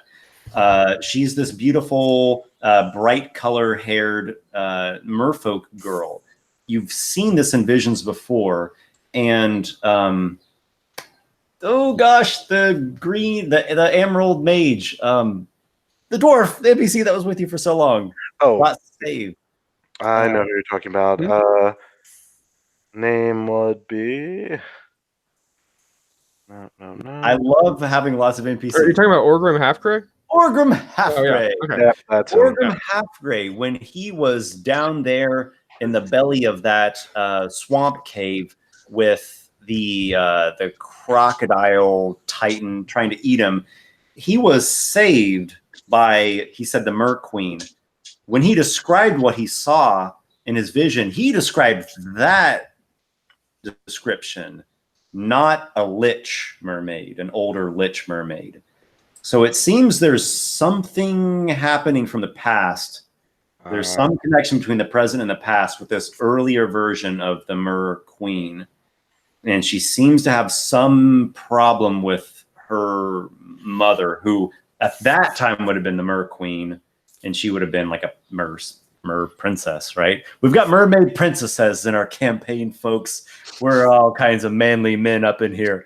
So the well, now how long until we have to marry one of them? I volunteer. We'll just send it to this way. Robin, that's Esper's fetish. We all know it. Now, Robin, don't rush into that too soon. I'm not sure you even know how the equipment works. I can figure it out. I'm sure I can. I vote we do it the way we do it on construction sites. Whoever's not there, they have to deal with it, or they get blamed. Since Kivish is not with us, Kivish has to deal with it. So, yeah, there's this older version of the younger, really, in the past, this younger version of the Mer Queen with some connection to the present. And then there is, what's the other half of that? There is something to do with this undead army that has attacked from the north. Now, this prior time the army descended from the north, it was met by Hansel Gekri, and he had an undead army as well. Different kinds of undead, mainly reanimated corpses as opposed to souls of the undead, which is an important distinction.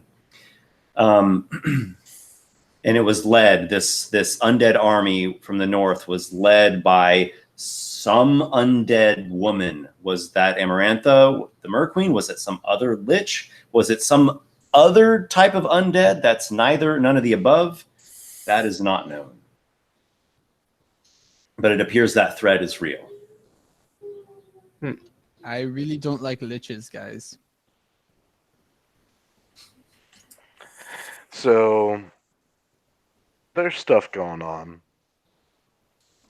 I think that is all stuff we should keep in mind. But for the moment, let's focus on our immediate goal, which is getting what's on that ship. And to that end, I have decided that once we get back to Grenadoa, we should finish up any unfinished business we have there. That captain and his, whatever it is, meeting that you set up, Robin. But then we should perhaps look into, one, getting us magical protection to go under the water and breathe underwater. 2, go to the Devil's Den. I believe it is time I return there.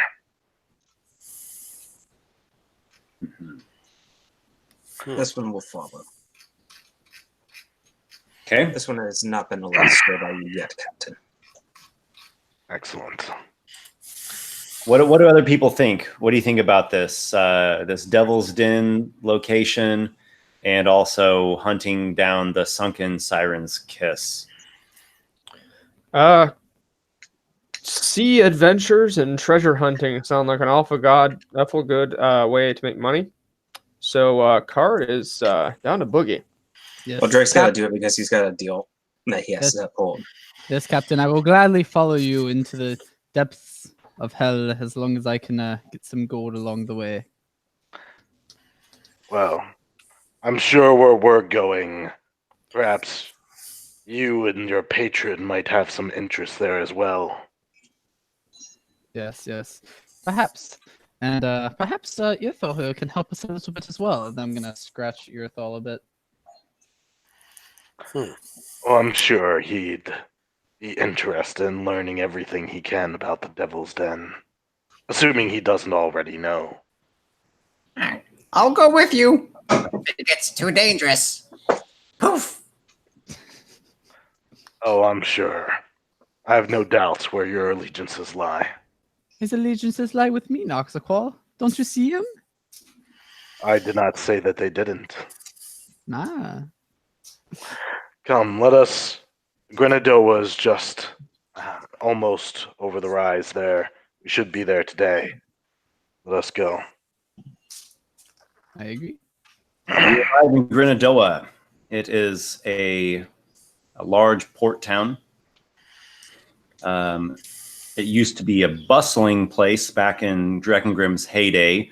In this fell age, trade has reduced down to a trickle of its former self, but still it is an important industry in the realm.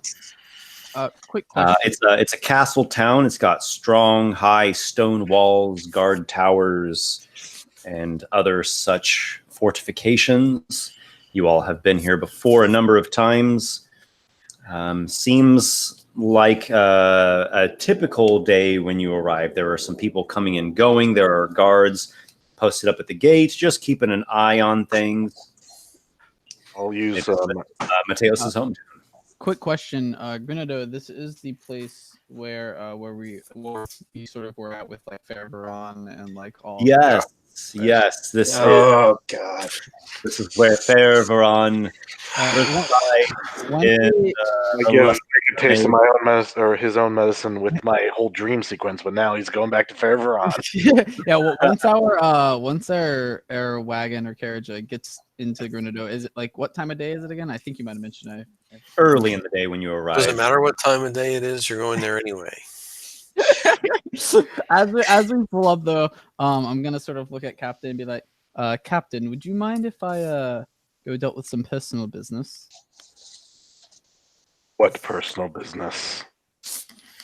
Well, I promised a quite attractive young lady that I would come and meet her again once we returned, and I'd like to go see her again.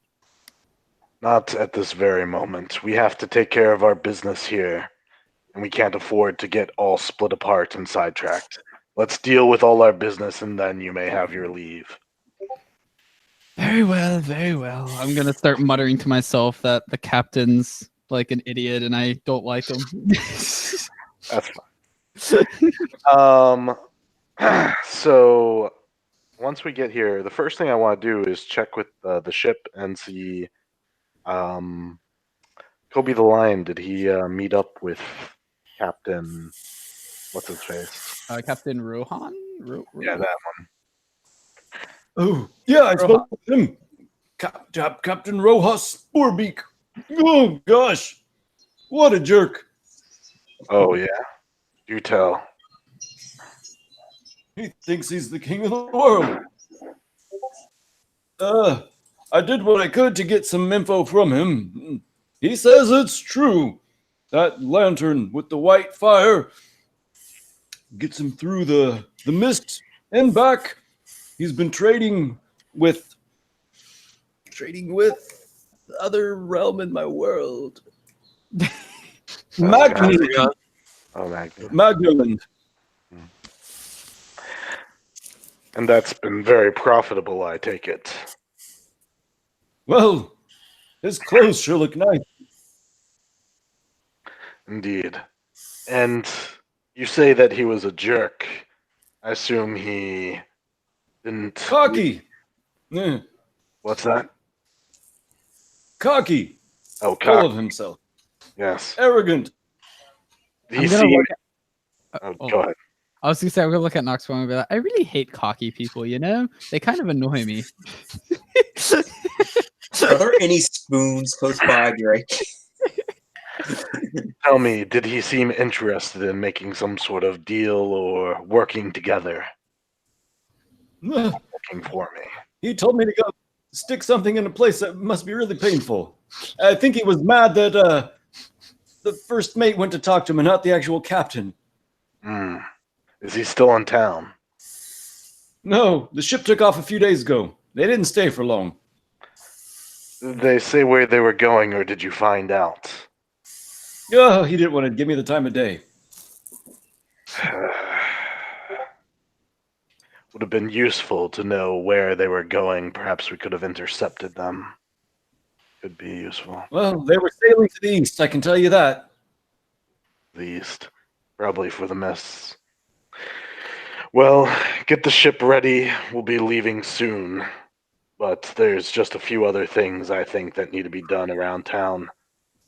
We're going to look for some magical things that we'll need for our trip. And then we're going to be headed back up the river towards the Devil's Den. Back to Devil's Den, huh? Oh, I'll never forget that place. Indeed. I have been wanting to ask you something, Captain. This isn't the same ferryman that carried him and two others back there a while back, was it? Ferryman? This is Kobe the Lion. Oh, sorry. This is okay. Yeah, that's right. Good old classic Kobe. Well, being that I've been taking up greater responsibility and greater danger, hoping I could maybe get an increase in my pay. You see, I'm wanting to get myself a new sword forged, a better one. When he says that, I'm going to look at Noxiqual and be like, wait a second, do we get paid for being on your ship? Members of my crew do get paid. As you well know, Robin, I paid you, don't you recall? Fair enough. But I think that I deserve a raise as well, actually, now that I think about it. I look at Noxiqual. Say, can we dump him in the ocean somewhere? This one will gladly help with that. Wait, don't dump me in the ocean. I really don't like getting wet when I don't want to be wet. I think that would be the least of your concerns. We'll table this for now. But Kobe, I am pleased with your actions. You have made profits for me in the past when I have not been able to tend the ship. What exactly did you have in mind? So he gives you, I'm going to paraphrase this to not get bogged down in security stuff. It's essentially enough money for him to buy a long sword. So maybe 30 gold. And that would count for like his pay for whatever foreseeable future. I can give him that. I am not going to begrudge him a nice new sword. He did actually roll like a 19 on like one of the checks in the past to like get me some money. Yeah, longsword is 15 gold pieces. Oh well, give him 30 gold. That's fine. Just spring for at least double to get him a really nice one. You know. Yeah, get him one that's actually a good quality. Something that doesn't have gems embedded in the blade. Something with an inscription that says "For Tanyan." Yeah. In loving memory of Tanyan. Yeah. You have my eternal gratitude, Captain. I look forward to showing you off my new sword once I get it forged. Oh, and by the way, I've been able to raise the morale of Dignahar. He was a bit glum after leaving Norgal's Rock. I'm glad to hear that. Crossbowman dwarf that's come on board. he seems to be in better spirits now and getting along better with the crew member. Apparently, Kobe's been able to raise his morale. Was that the one that got like annoyed at the shenanigans that I was? Yes. Oh, that was a fun day. He is kind of a renegade dwarf, and he wanted to get out of Norgal's Rock. And apparently, he's a decent crossbowman.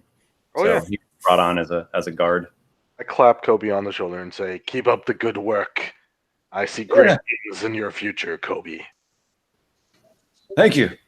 It's a pleasure to work with you, and hey, maybe one of these days I'll be on another one of your adventures. Well, we are going to the Devil's Den. Perhaps there will be a place for you at my side there. Yeah, that's the sort of thing I'm talking about. I'm gonna sort of like look up at Noxiqual with like these like really confused eyes. Like, you never encourage me like this. What's going on? Is he like your favorite or something? I just kind of have this smirk on my face. I look back at Kobe. I'm like, hey, you hear that? First. Hey. I'm gonna look back. You could take a lesson from Kobe here, Robin. I'm gonna look at Kobe and be like, "You might be the first mate, but at least I get to go on adventures." Actually, Kobe was. Your adventures end up giving you itchy bits and burning pee. I'm just gonna like glare at him and be like, "Who told you about that?" And Drake has a look. I don't need to buy women. I attract them with this. He runs his hands through his lush golden mane. Oh goddamn! I'm just gonna like look over him and then like walk away from everyone. Keep an eye on him, Kobe.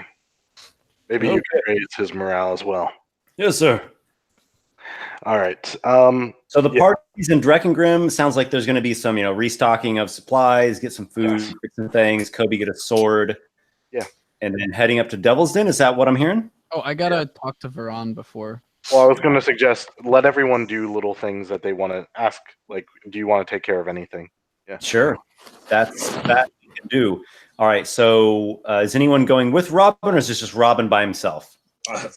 No, just me. Just me. No. Noxiqual companies right now. No. Okay. Okay. So, Robin. Oh, Robin. You. And I believe that she should have had enough money to like pay for everything with what I left her before we left. You swagger your way through the streets of Grenadoa. Find her betraying you. Busier town here, a large town as well. And you make your way to the Lusty Mermaid. Not quite as high quality as Flirt Fang, but you enjoyed yourself there quite a bit. You go inside. Madame Lady Marmalade greets you when you walk inside. Well, hello. Look what the road has brought us back. I'm gonna give her a slight little bow and be like, "Yes, I have returned. We recently finished up all of the dealings in a few other towns, so I thought I might drop by."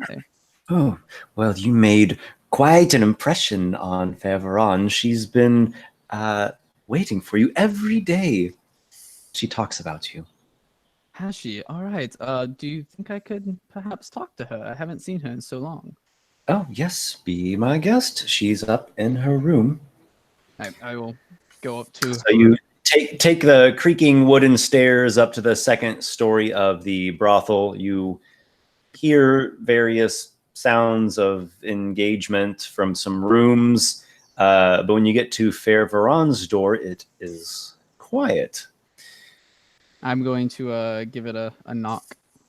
You give it a little knock, and the door actually kind of like opens up a bit, kind of when you do so. Hello, and Fair Veron greets you. She's not wearing makeup. Usually, she was wearing a lot of makeup, but she has no makeup on. And whereas some girls, when they put on a lot of makeup, they look really different. She actually doesn't look that different. She's beautiful, very beautiful. It seems that she has a wonderful skill with the art of applying makeup. that actually just enhances her features as opposed to modifying them into looking like something different. But her fair complexion, sandy blonde hair is nice, clean, and brushed, and she's wearing a comfortable winter gown. I will sort of peek my head in and be like, "Fair Varan, it's been far too long," and I'm gonna like walk up to her and sort of like grab her hand and kiss the back of it. "Oh, my love," and she swoons into you.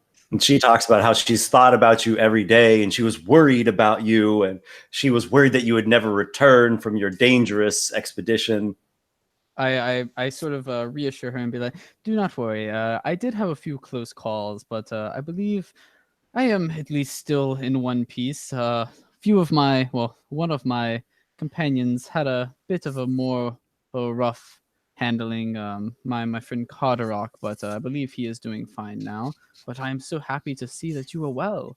"Oh, I am. I don't know how you and your companions endure such travails and danger, but I'm glad that you all pulled through, especially you."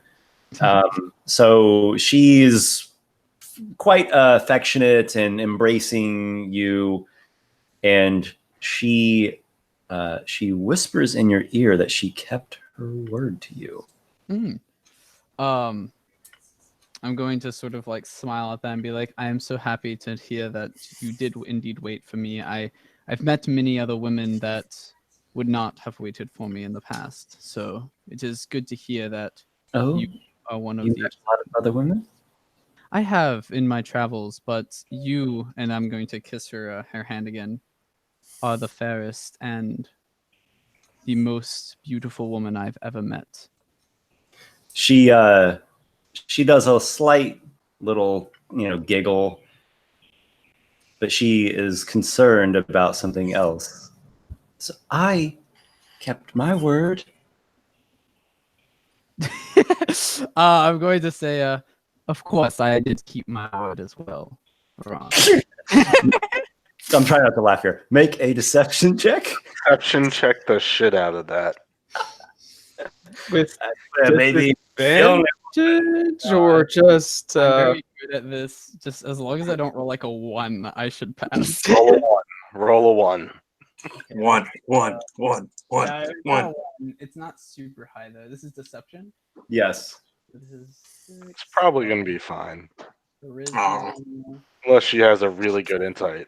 I mean, she does. I didn't roll too good. I got a 14. 14. It's Okay. not horrible. It's not horrible.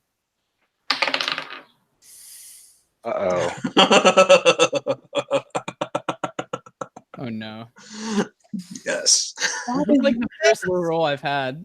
Looking at like the little faint indications of healed bite marks all over you. You promised me.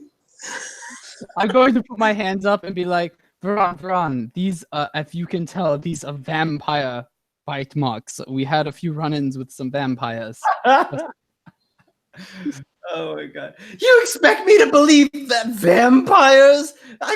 I know what girls do in places like this. She's totally seeing through your bluff. I'm gonna sort of like put my hands up and be like, Varan, okay.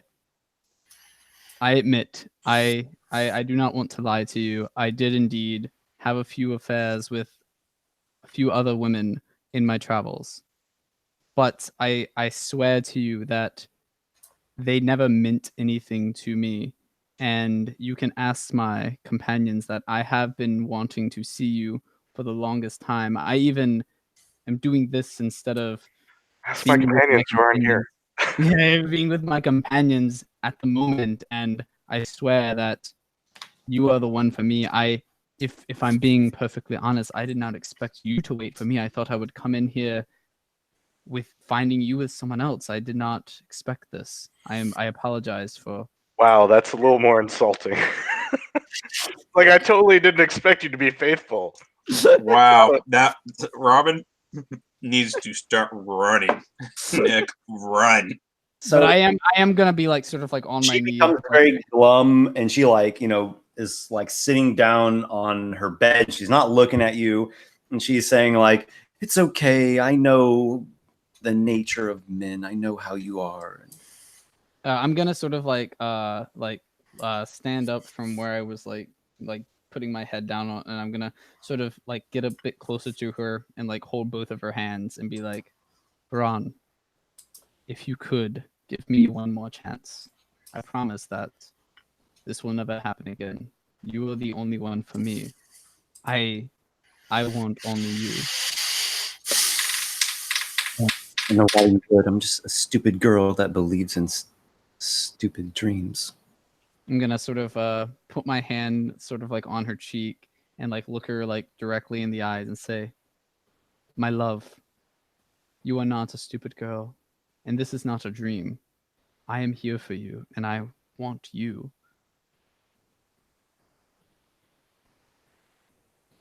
I can't keep living at this place and doing this work. It's eating me up from the inside. I have to get out of here. I don't know where I'm going to go. I might go back to Ravenswold. I'm going to sort of interrupt her as she's saying that and be like, perhaps I could talk to my captain. Perhaps you could travel with us and see the world with me. On a pirate ship? Are you mad? I would say it's a nice pirate ship. It's and we could have and devil magic. Okay, sorry. I would say it's a nice pirate ship, but I and don't you want to see the world? It's a beautiful place, and I would keep you safe. She looks very dismayed, to say the least. She's kind of sniffling and wiping snot away. She seems to have lost her motivation and interest in following. She basically says everything that she's believed in or tried to do in her life has just failed, and she's looking kind of miserable. Mm-hmm. Trying to think. I'm going to sort of just embrace her and say, Varan, again, you are the only one for me. If you will have me, and I'm going to sort of like get on my knee and like grab her hand and say, if you would have me, I would love to have you as my only one to spend my life with you. If you are all right with me being an adventurer as I am. Make a persuasion check. Okay, I'm good at this. God, I just need to roll like a 10. Like I just need to roll a 10. It's like really high. Oh, this is okay. That's a natural 19. That's a 29, Esper. Should have been make a bullshit check. I got a 29. She been a deception check. She looks at you and she says, I'm going to try this one last time. I already told myself it was the last time before, but I don't know. I don't think I'll ever meet someone like you again. You're one in a million people, maybe even rarer than that. So I'm going to try it one last time. If this doesn't work, I'm going to go back to Ravenswold, and I don't know. I'll just have to figure something out there. I'm gonna interrupt her. Like she goes on to say like how she's been disappointed and jaded by things like her. She's like, life hates me basically, and she mentions some things like since her first relationship when she was young, it seems like she got started pretty early, which it's kind of a medieval world, so yeah. It's I guess the age thing doesn't really strike you, but the involvements with love affairs outside of marriage are generally not the purview of typical life and society structure. Mm-hmm. Yeah, it seems that she was kind of like seduced or led on by a guy who had his way and enjoyed himself, but then he didn't marry her, and then their secret thing caused controversy in the family, and her family's poor, and she has a lot of baggage in the back. Yeah, as she's saying all of that, I'm going to sort of like interrupt her by kissing her like very deeply, and then getting back on one knee and looking up at her and saying, Varan, I can tell that you have been betrayed in the past and that you have had hardships and liars and thieves. However, I want you only, and I would give you my life. I will happily marry you if you will have me. I do not have a ring at the moment, but I will happily get one, and I want to provide for you. I may not be here at all times, as I am an adventurer and I enjoy traveling the world, and I am also bound to the ship. What's the name of the ship again? Storm's Eye. I am bound to the ship Storm's Eye by my captain Noxiqual and also my friend Carderock. I must travel with them. I have to, and I can talk to them if you would enjoy being on a pirate ship. But and I look at her and say, I can tell that you would not enjoy that. However, I will come and visit you and see you as often as I can, and I will also send funds to you so that you may live well off as I adventure and we are together. All right, you promise to marry her. You promise to support her to have a life outside of the brothel and all of that. You've rolled an incredible persuasion check. You charming devil, you. And she squeals with delight. Yeah, I can't make the noise with my own throat, but she squeals with delight and embraces you and says like, "Oh, she's already so happy," and you have won her over. All right. I guess with that, I'm going to stand up and give her a final like embrace and a kiss, and say, "I will return in a few hours with a present," and then I'm going to kiss her hand and walk out. Okay. Oh, I love presents. I'm so just for clarity, I'm gonna go and go she buy says a one ring. last thing to you. She says, if you ever are with someone else, don't let me find out about it. I'm going to sort of like, as I'm walking, sort of like, do like a little crunch light and look around and be like, "Don't worry, I will not be with anyone else." And then I'm gonna walk out and out of game. I'm gonna go and purchase a nice ring for her, but we can go to someone else. It's hilarious if you would end that sentence. I go out and I purchase a nice whore. Oh, I was expecting that more than him going to get a ring. I was expecting him to go to some other brothel. Evil. That would actually be. That would be so mean. Accent, like, that would evil. Be so like literally, like I persuade her, make her think I'm gonna marry her, and then she just literally finds me with a whore like in the next hour. See, I was going to get the ring, and I tripped and I fell into bed with this ring. I promise it was an accident. Showing me the ring, and I fell over. Okay. Yeah, but I'm gonna go and purchase a ring, so we can go to someone else if someone else wanted to do something as well. All right, very well. I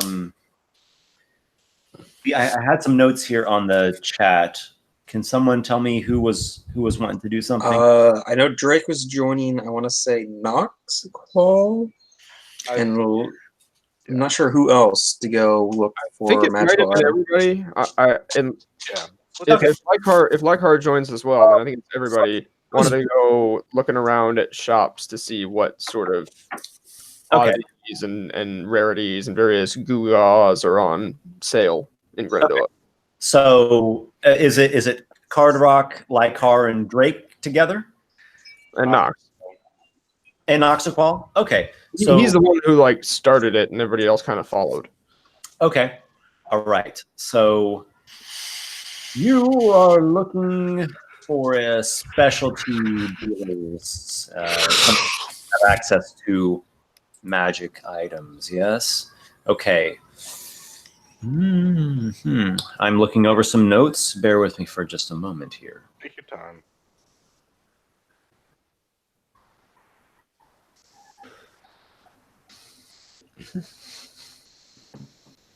I guess Robin's whoring days are over.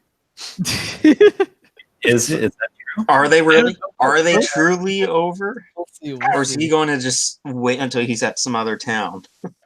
I don't think oh man, I don't know. I'd almost feel like really bad if I like hoard again. Like after like literally. The question is not whether you would feel bad. Would Robin? Yeah, that's yeah. Well, Fair Veron seemed to be despondently accepting the doggish nature. She seems pretty jaded and embittered by that. Though she didn't say, never betray me. She said, if you betray me, just make sure she never finds out about it. Yeah, exactly. So I'll leave it up to you whether you think it is morally correct to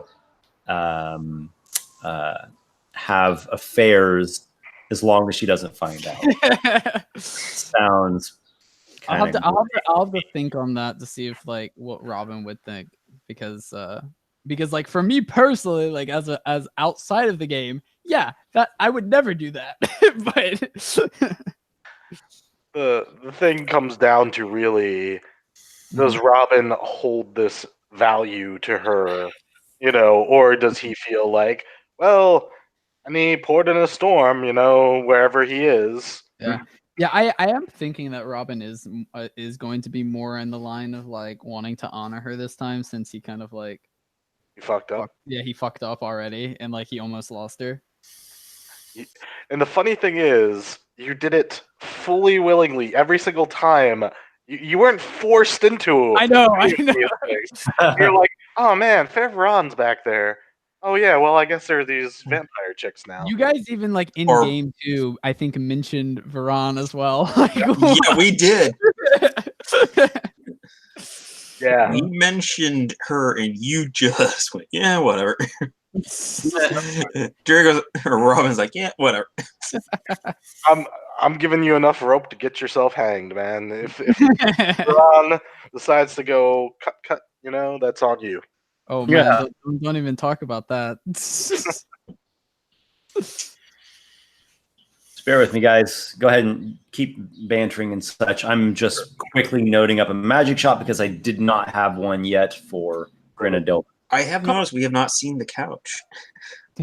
So Couchgate is still a thing. He lied to us. He lied to us. Couch didn't happen.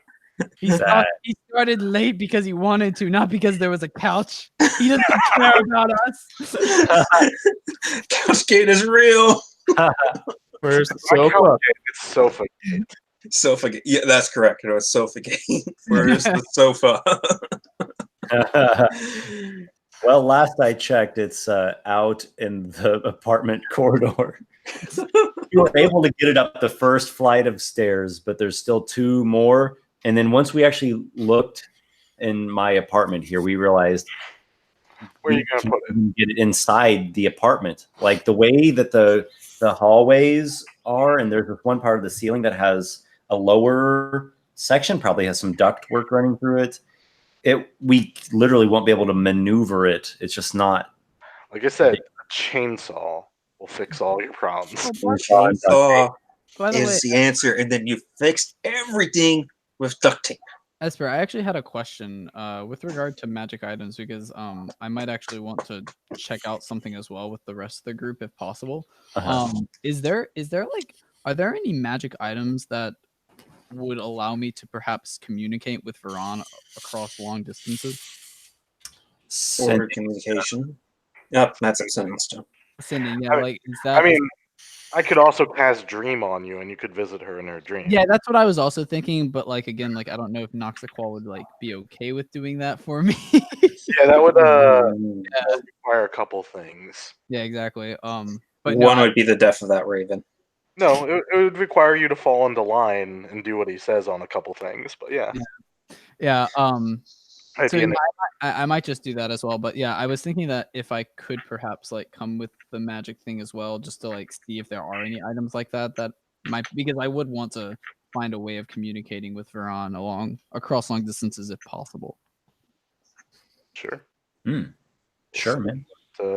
What the list holds. And perhaps that will be my present, not a ring. It's just like, Veron, I was going to get you a ring, but instead here's a magic stone that I spent 500 gold pieces on. A magic stone or a magic bean? I still am excited to see what happens when I finally do plant that bean. Yes, the question though is, are you going to plant it first, or is the other guy going to plant the fake one first, with us all being there to see what happens? It's okay. Betting on his wife's ghost coming to seek revenge. Even if nothing happens with his bean, there's no way of proving that I took his bean. The bean grows into like a little plant baby, and it's like dad, and starts following you around. I just slowly start like accumulating all of these pets and stuff like throughout the campaign. Like, No. It would be better. We're away from Veron for such a period of time that when if you do come back with it, she thinks it's you had in a pair and it's actually your kid. It's just like, Veron, I can explain. I planted a magic bean. She pulls out a dagger, stabs you in the heart. That's for betrayal. Yeah, I fall to the ground. Why? Carderock runs in, seeing me dying on the ground. Oh. So that happened. Well. I think Carderock at that point would just turn back around and walk away. Just like walk out. Everyone's like, what do you want, you paladin motherfucker? I feel like every romance that's happened on screen in this campaign has been doomed to fail from the get-go. Like, I remember Kivish's. There was have a romance too. There were our two marriages. Me and Lykar got married. Wait, really? Wait, what? What? That's a. Well, me and Lykar got married not to each other, but to two other. Oh yeah. But wait, Noxiqual, you might be sympathetic to me then to like help me communicate with Veron. No, it was totally a ploy. We got married so that we could rob them. Wait, so you're like literally me. They had already done something far, far worse, in our opinion. So we justified it. In our there was also the marriage proposals that you guys have gotten. Fair enough. Segment. They basically were really old ladies that were pretending to be young. You married old women? Yeah, because they were like super old and they were keeping themselves alive. Oh my God. If Robin ever learns about this. Yeah, we made a pact to never speak of it, and only Lykar and me know about it. And Kobe the Lion. Oh. Maybe it'll talk to me one day. Well, yeah, so there was that. There was the Kivish, and his nymph. Yeah, but that was less of a romance and more of maybe what she thought was a romance, and Kim is trying to make her happy. You guys are like worse than me. At least I forget all the marriage proposals after, about who I am. After that battle. I was under the impression that Kivish and her were an item, but clearly that's not the case. According to Kivish, I got the impression that everybody but Kivish thought that. So, well, yeah. Drake, he doesn't. Kivish is like the last one to get the drift on it. Yeah. You all have. Through your gathering information and walking about through Grenadoa, turned up a shop of a private collector. She is a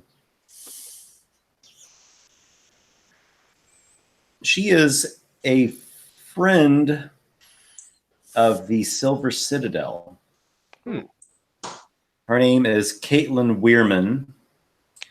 And she is a collector of arcane items, enchanted baubles, and other miscellaneous esoterica. What was her name again? Caitlin Weirman. Weirman. How do you spell that? WIERMAN. Caitlin Weirman. Gotcha. So she will actually first meet with you at a public location.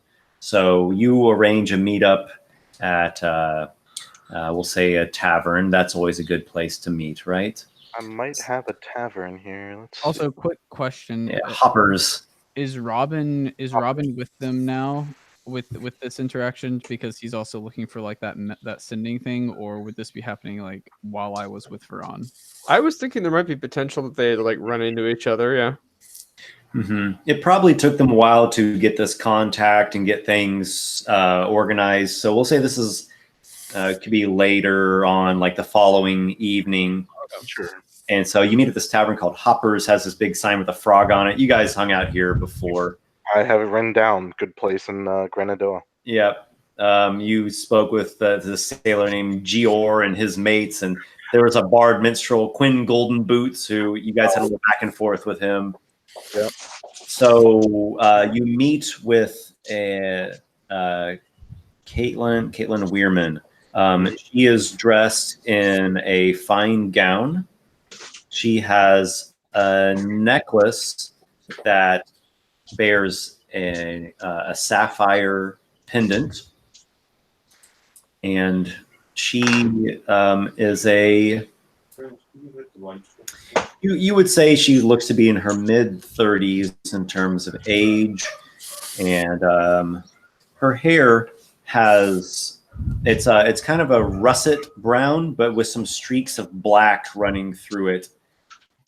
And she meets you all there in the commons room, and has herself a cup of wine. Hello, it's good to meet you all. I was I was told that you all wanted to meet with me about the potential for acquiring of items of interest. Yes, that's correct. Do you all have any current standing with Grenadilla? Any official standing in the town? I have done much business here, but I would not say that I have any official. Okay. You're a trader that comes through from time to time. Your rulers are friends of House Rodvin of Sumnerfield. Well, I'm a vassal of theirs and something of nobility myself. I'm not sure if that affects a discount or what, but if that is good here, so you know. She recognizes the family name Hawkness. Okay. Oh, it is a pleasure to meet you, young knight of House Hawkness. It's a pleasure. Young? I'm like the same age as her. It's a common. Well, you age quite well, and whatever you're drinking, keep it up. Ah, yes, we do. I've heard that myself. Yes, my father does not look a day over 40, despite his 72 years. Ah, a handsome man he is indeed. Are any of you currently dealing with the Silver Citadel, business or otherwise? I didn't know there were much of a presence in these parts anymore. Oh, they're typically not physically present, but they have associates. I am one such. Well, not since we built a tower for that wizard. What was his name? I don't remember. We have not had direct dealings with them, no. Why? Why do you ask? Well, I do document and record all trade. A number of the items that I acquire come from there, and other items that I personally acquire through external contacts. I sell there or furnish. We have a network of sorts. Now, I'm getting a bit of a concerned look from this one here. She points at Lykar.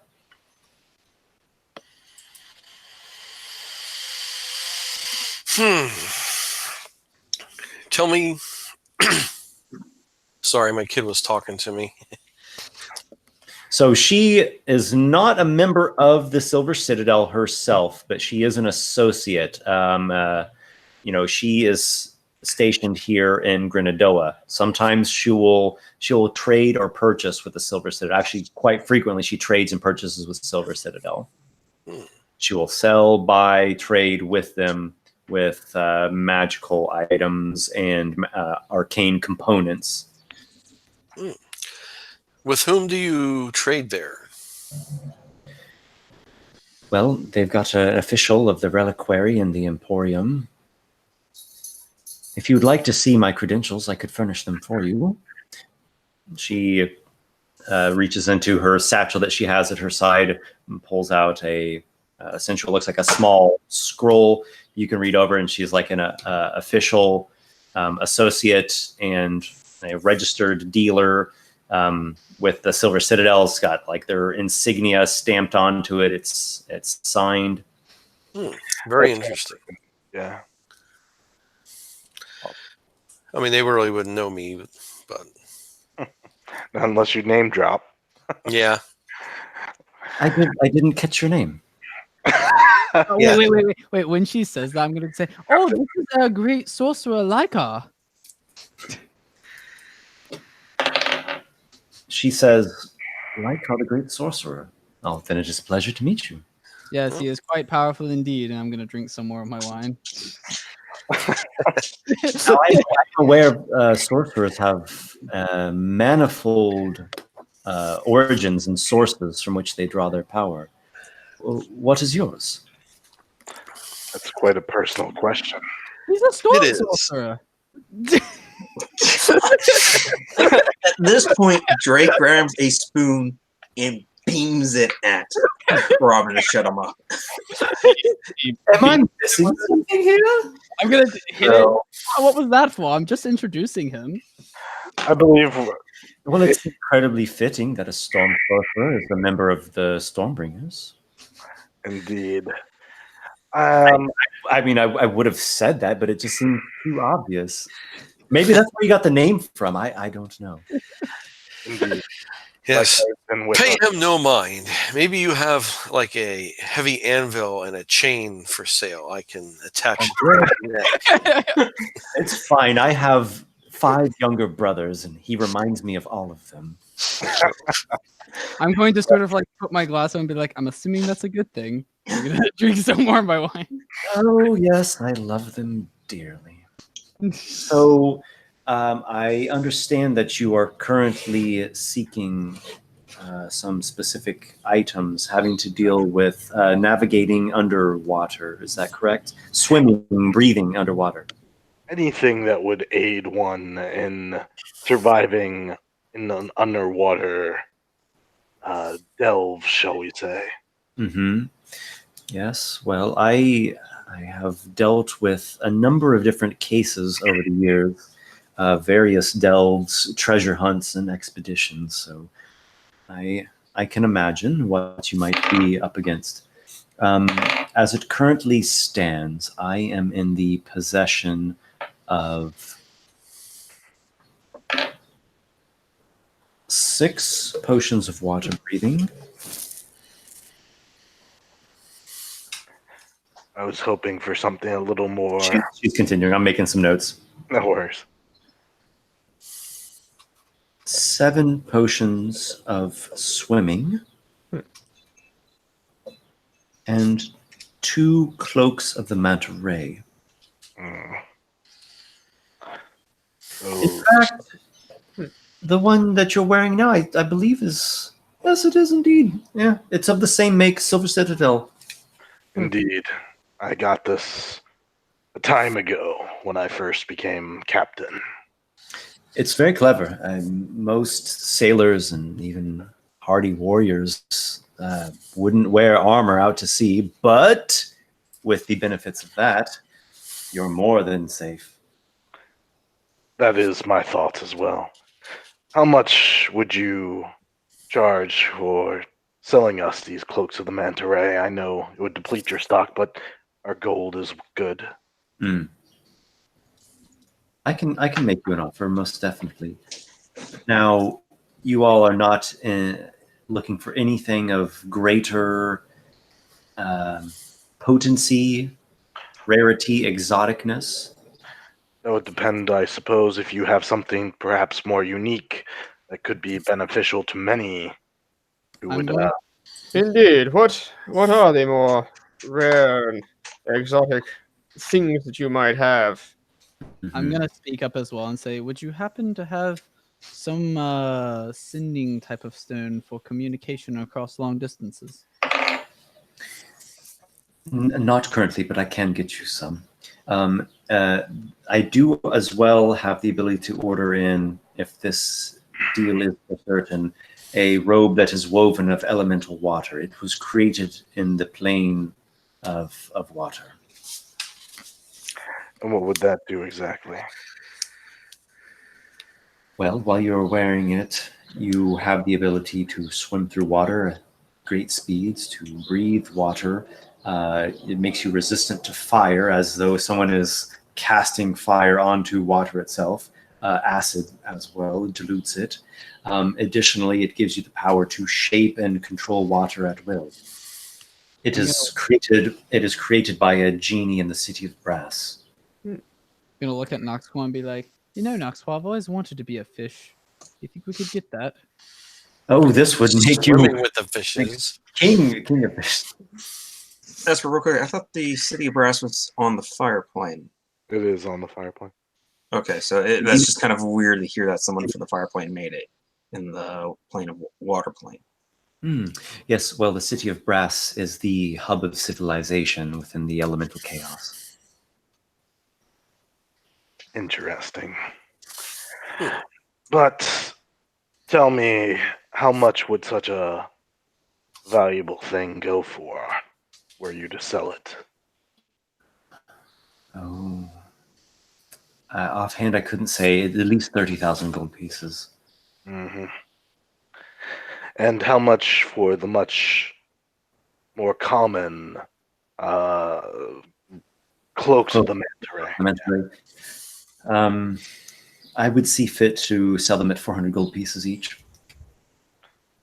That sounds rather fair to me for such a useful item. It is very useful. And my crew here, do any of you already possess an item like this? Now, if I may make a point here, I don't suppose it would be within your abilities to cause one of those to perform like this. And Card takes off his cloak that looks like his own cloak with his own heraldry on it, and sort of waves it around to make it flash through, becoming like a fine lady's frock and dirty oil skin and all the various things that it can look like, since that's basically its only power. Would you be able to make a cloak of the manta ray that also similarly changes appearance and a trade value for the current cloak? A manta ray of many fashions. Well, that would be a blending of two magics together. That is a powerful thing that you ask for there. It can be done, though, I'm sure. I could check and respond to you within hopefully a few days or so.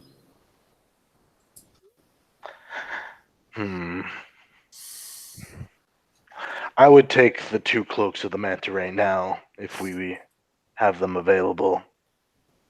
I can see much use for those. Okay, very well. That can be arranged. Regarding the water-breathing / shape-changing cloak, do you have serious interest in that item? The cloak or the robe? Speaking to Carderock there. Oh yeah, that's correct. If he's serious about a cloak of the manta ray of many fashions, she's saying she'll have to contact the Silver Citadel. It's going to be a custom order. It'll probably be expensive, but she believes it can be done. Well, obviously, he'd have to come up with a better name, like a cloak of the spotted eagle ray or some other ray that has an interesting coloration. But cloak of the octopus.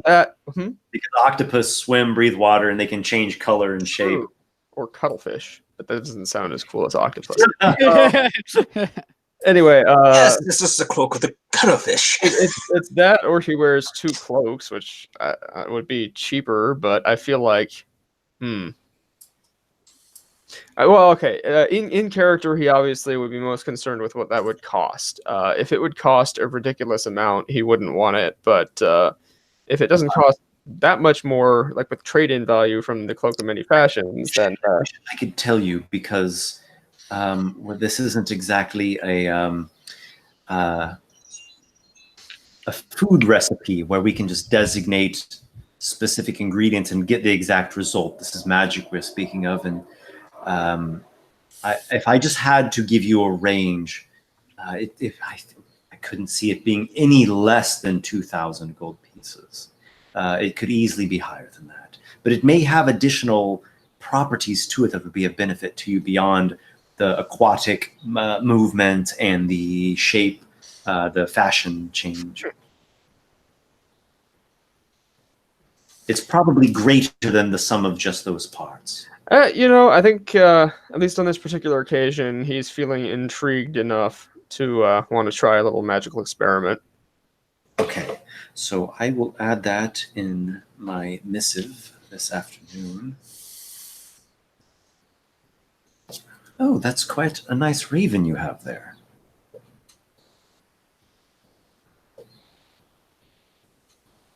You're mute, Robin. Yes, why? Yes, why? Thank you. It's quite a nice raven. His name is Eothel, and I'm gonna scratch his neck a bit. Very lovely. The Silver Citadel has familiars of its own, not ravens, but they're still avian. I use one of them for communication with them. Yes, we like using him for communication as well. Mm-hmm. Yes, they're very intelligent. We use a sort of hawk. They're a bit faster in flight, but I always think it's wonderful whenever I see anyone with an arcane familiar at their side. Yes. I like to keep him around. He makes me feel safe. Yes, it's wonderful. Drake perks up when he hears they use hawks. He's kind of almost picked him up at Ravenswold, didn't you? Yes. Yes. Oh wait, are you talking to me or Drake? Oh, I said that out loud. Just how you like to name drop things about other people. I figured I'd favor. You just picked that up recently at Ravenswold, right? Yeah, I did pick him up at Ravenswold, Captain. Well, yes. I used to summer there from time to time. I'm very fond of Bryn Lieber, steward of the Scholars Guild. Ah, yes, the Scholars Guild. We didn't talk much with them, but we had a few dealings in Ravenswold. It was a pleasant visit. It's a beautiful town. Beautiful town. Quite beautiful indeed. So, Noxiqual, you were interested in purchasing 2 cloaks of the manta ray? Yeah, if someone else is interested in wearing them, I guess that's what it comes down to. Okay. I don't have one. So she's filling out essentially an order. It looks like a scroll. What about the potions of water breathing and potions of swimming? I think we already have some potions of water breathing. Okay. Drake has got 1 water breathing potion right now. Yeah, they were in case of emergency. So I was thinking 2 cloaks.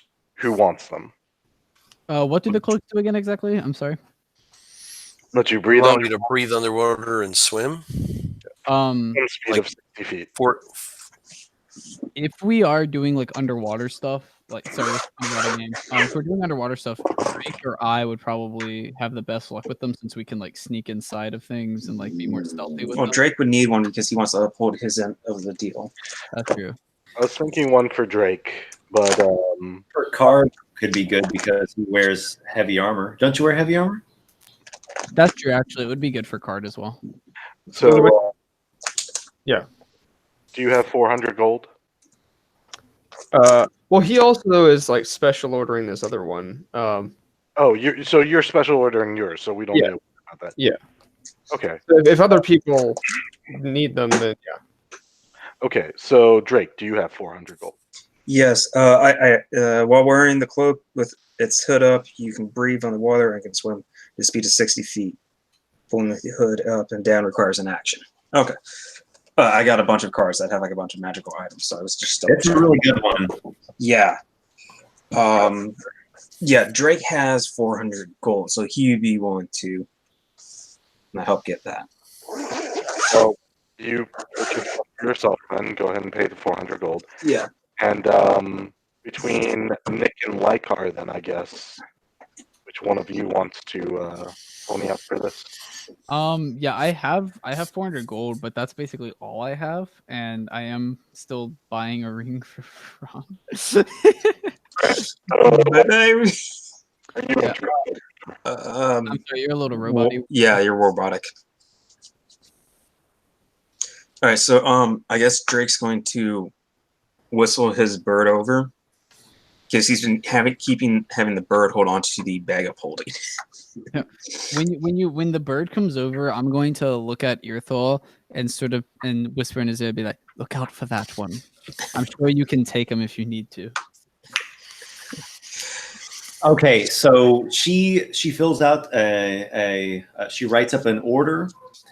You'll have to go tomorrow to the main guard post in Grenadoa, because this is like an official trade thing. Silver Citadel is, they are sanctioned and affiliated with governments, with militaries. So and they do this to keep things protected. So you go there, you bring the form, you bring the payment, and they're going to give you the items. It was a pleasure meeting you all, Stormbringers. I wish you success in your adventures, and may you do well for Drakengrim. I had one last item that I would inquire upon. It could be useful in the future. She doesn't happen to have a gem of seeing, does she? I believe it is just rare. Seeing. Yes, I do. I have one gem of seeing. See, it is a rare item. Yep. I would be interested in purchasing that as sort of a useful item to be kept within our group for times of great need. Mm-hmm.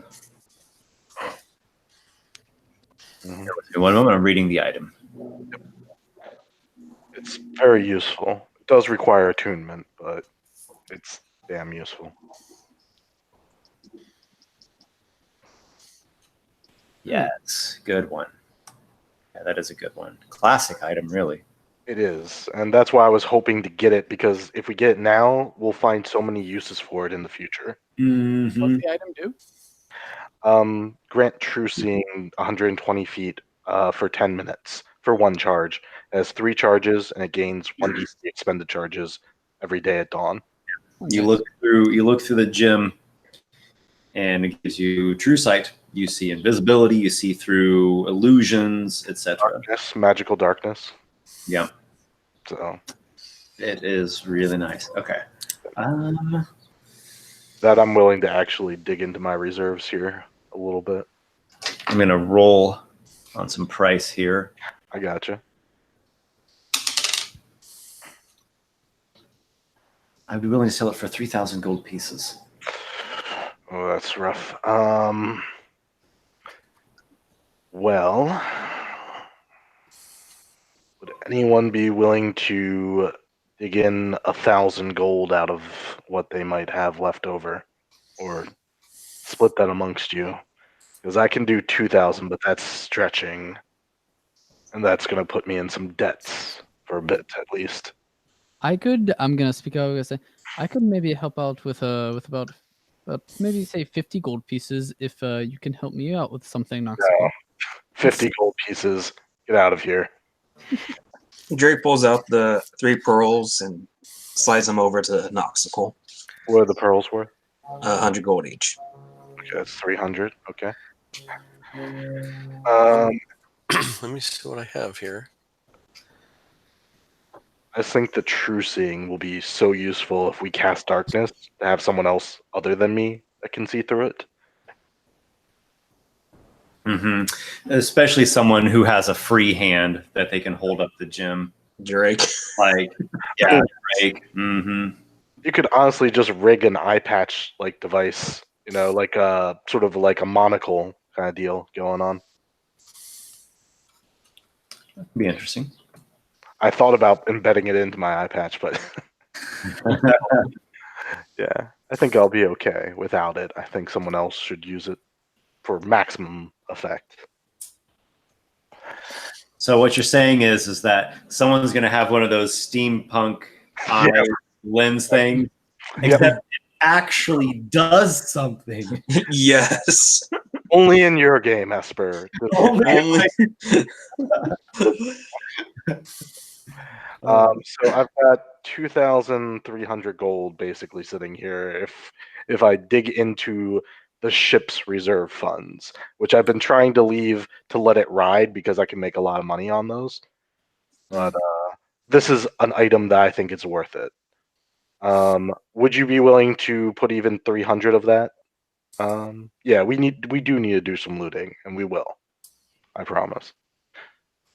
So I think that's good enough for dealing. We can figure out the specifics of these last few details off camera later on.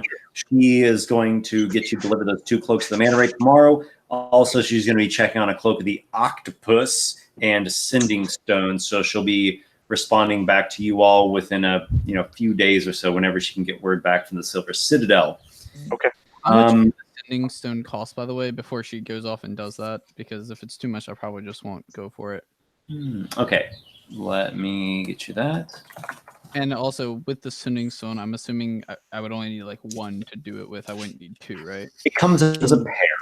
Oh, okay. So that works. you once per day you can activate it and send a message to the other person, and the other person can respond. Okay.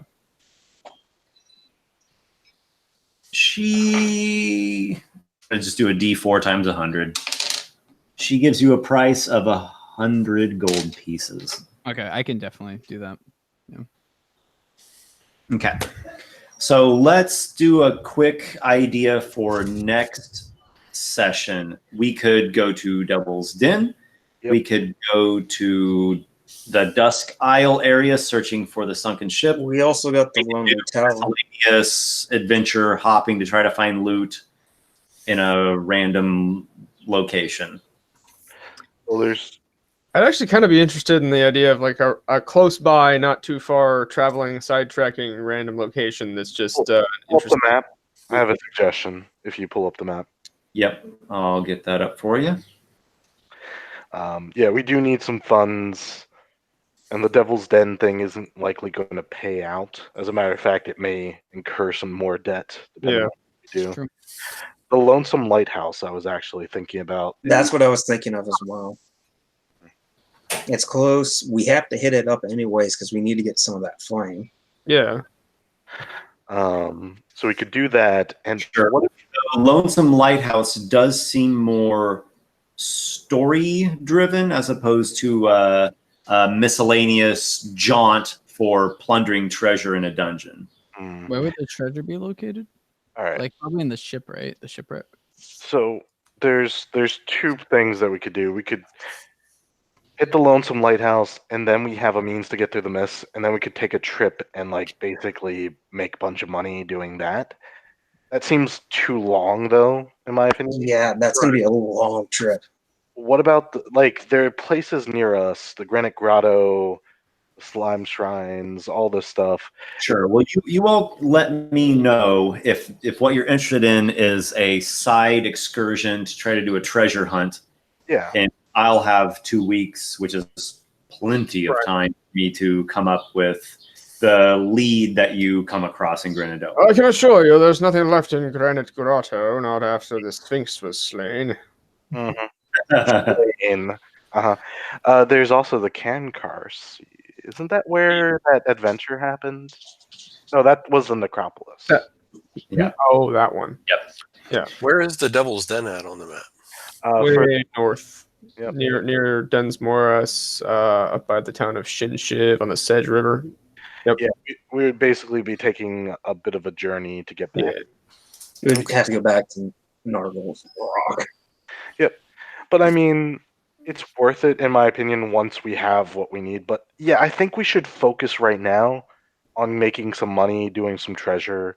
Cause that's what I personally suggest, because the other locations are more story driven, which is important. But I've been hearing from you guys for a while that you would like to just do sail the ship island hop.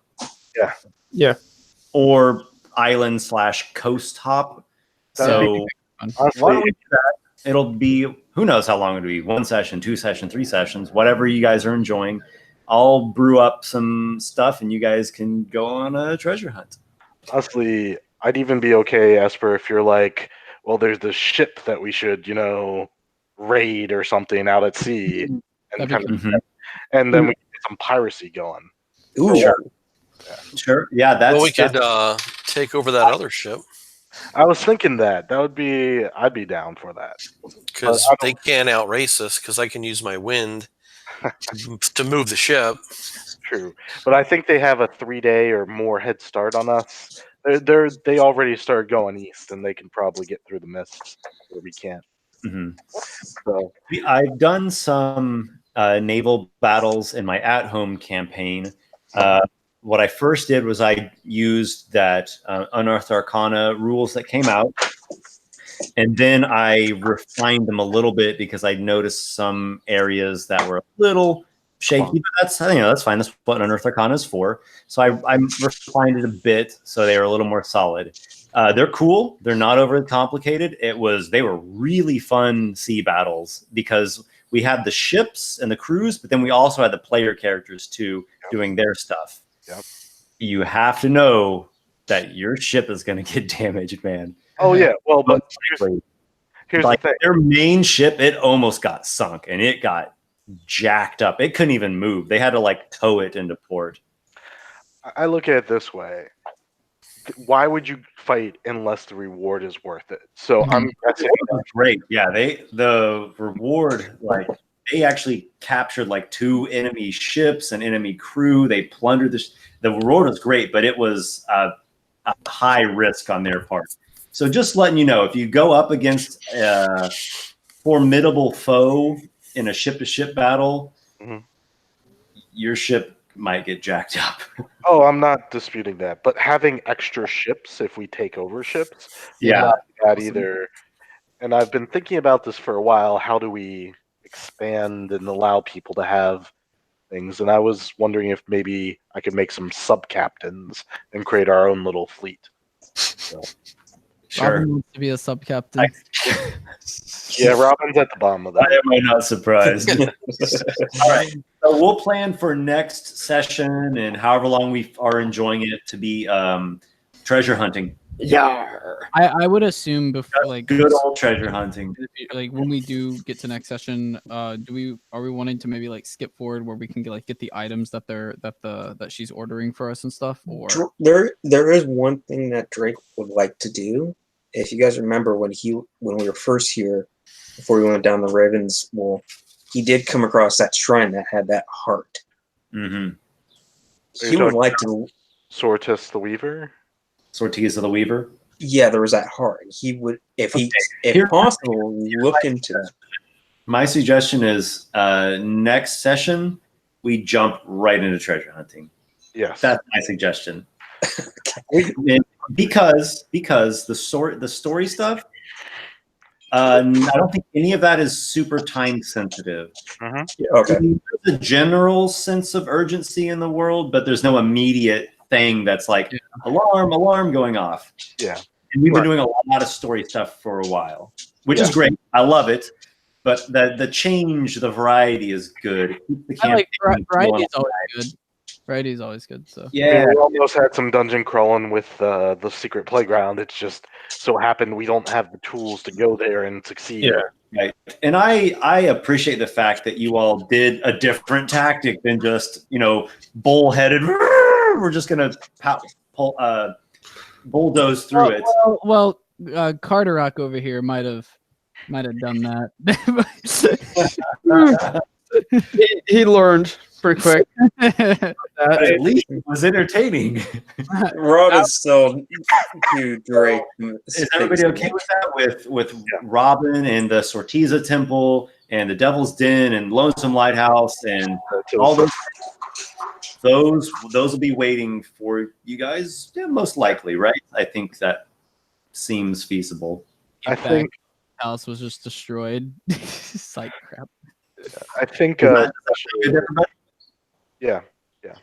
Yeah. Okay. Cool. I'll end the stream here, and then we can chat for a few minutes. Thank you everybody for watching. I appreciate you following along with us, and look forward to the next session. Cool. Glad I got to use my inspiration. Oh, nice. Bye, everyone. All right. Hey, save your inspiration for next session. We'll let it roll over. Okay, it's fine.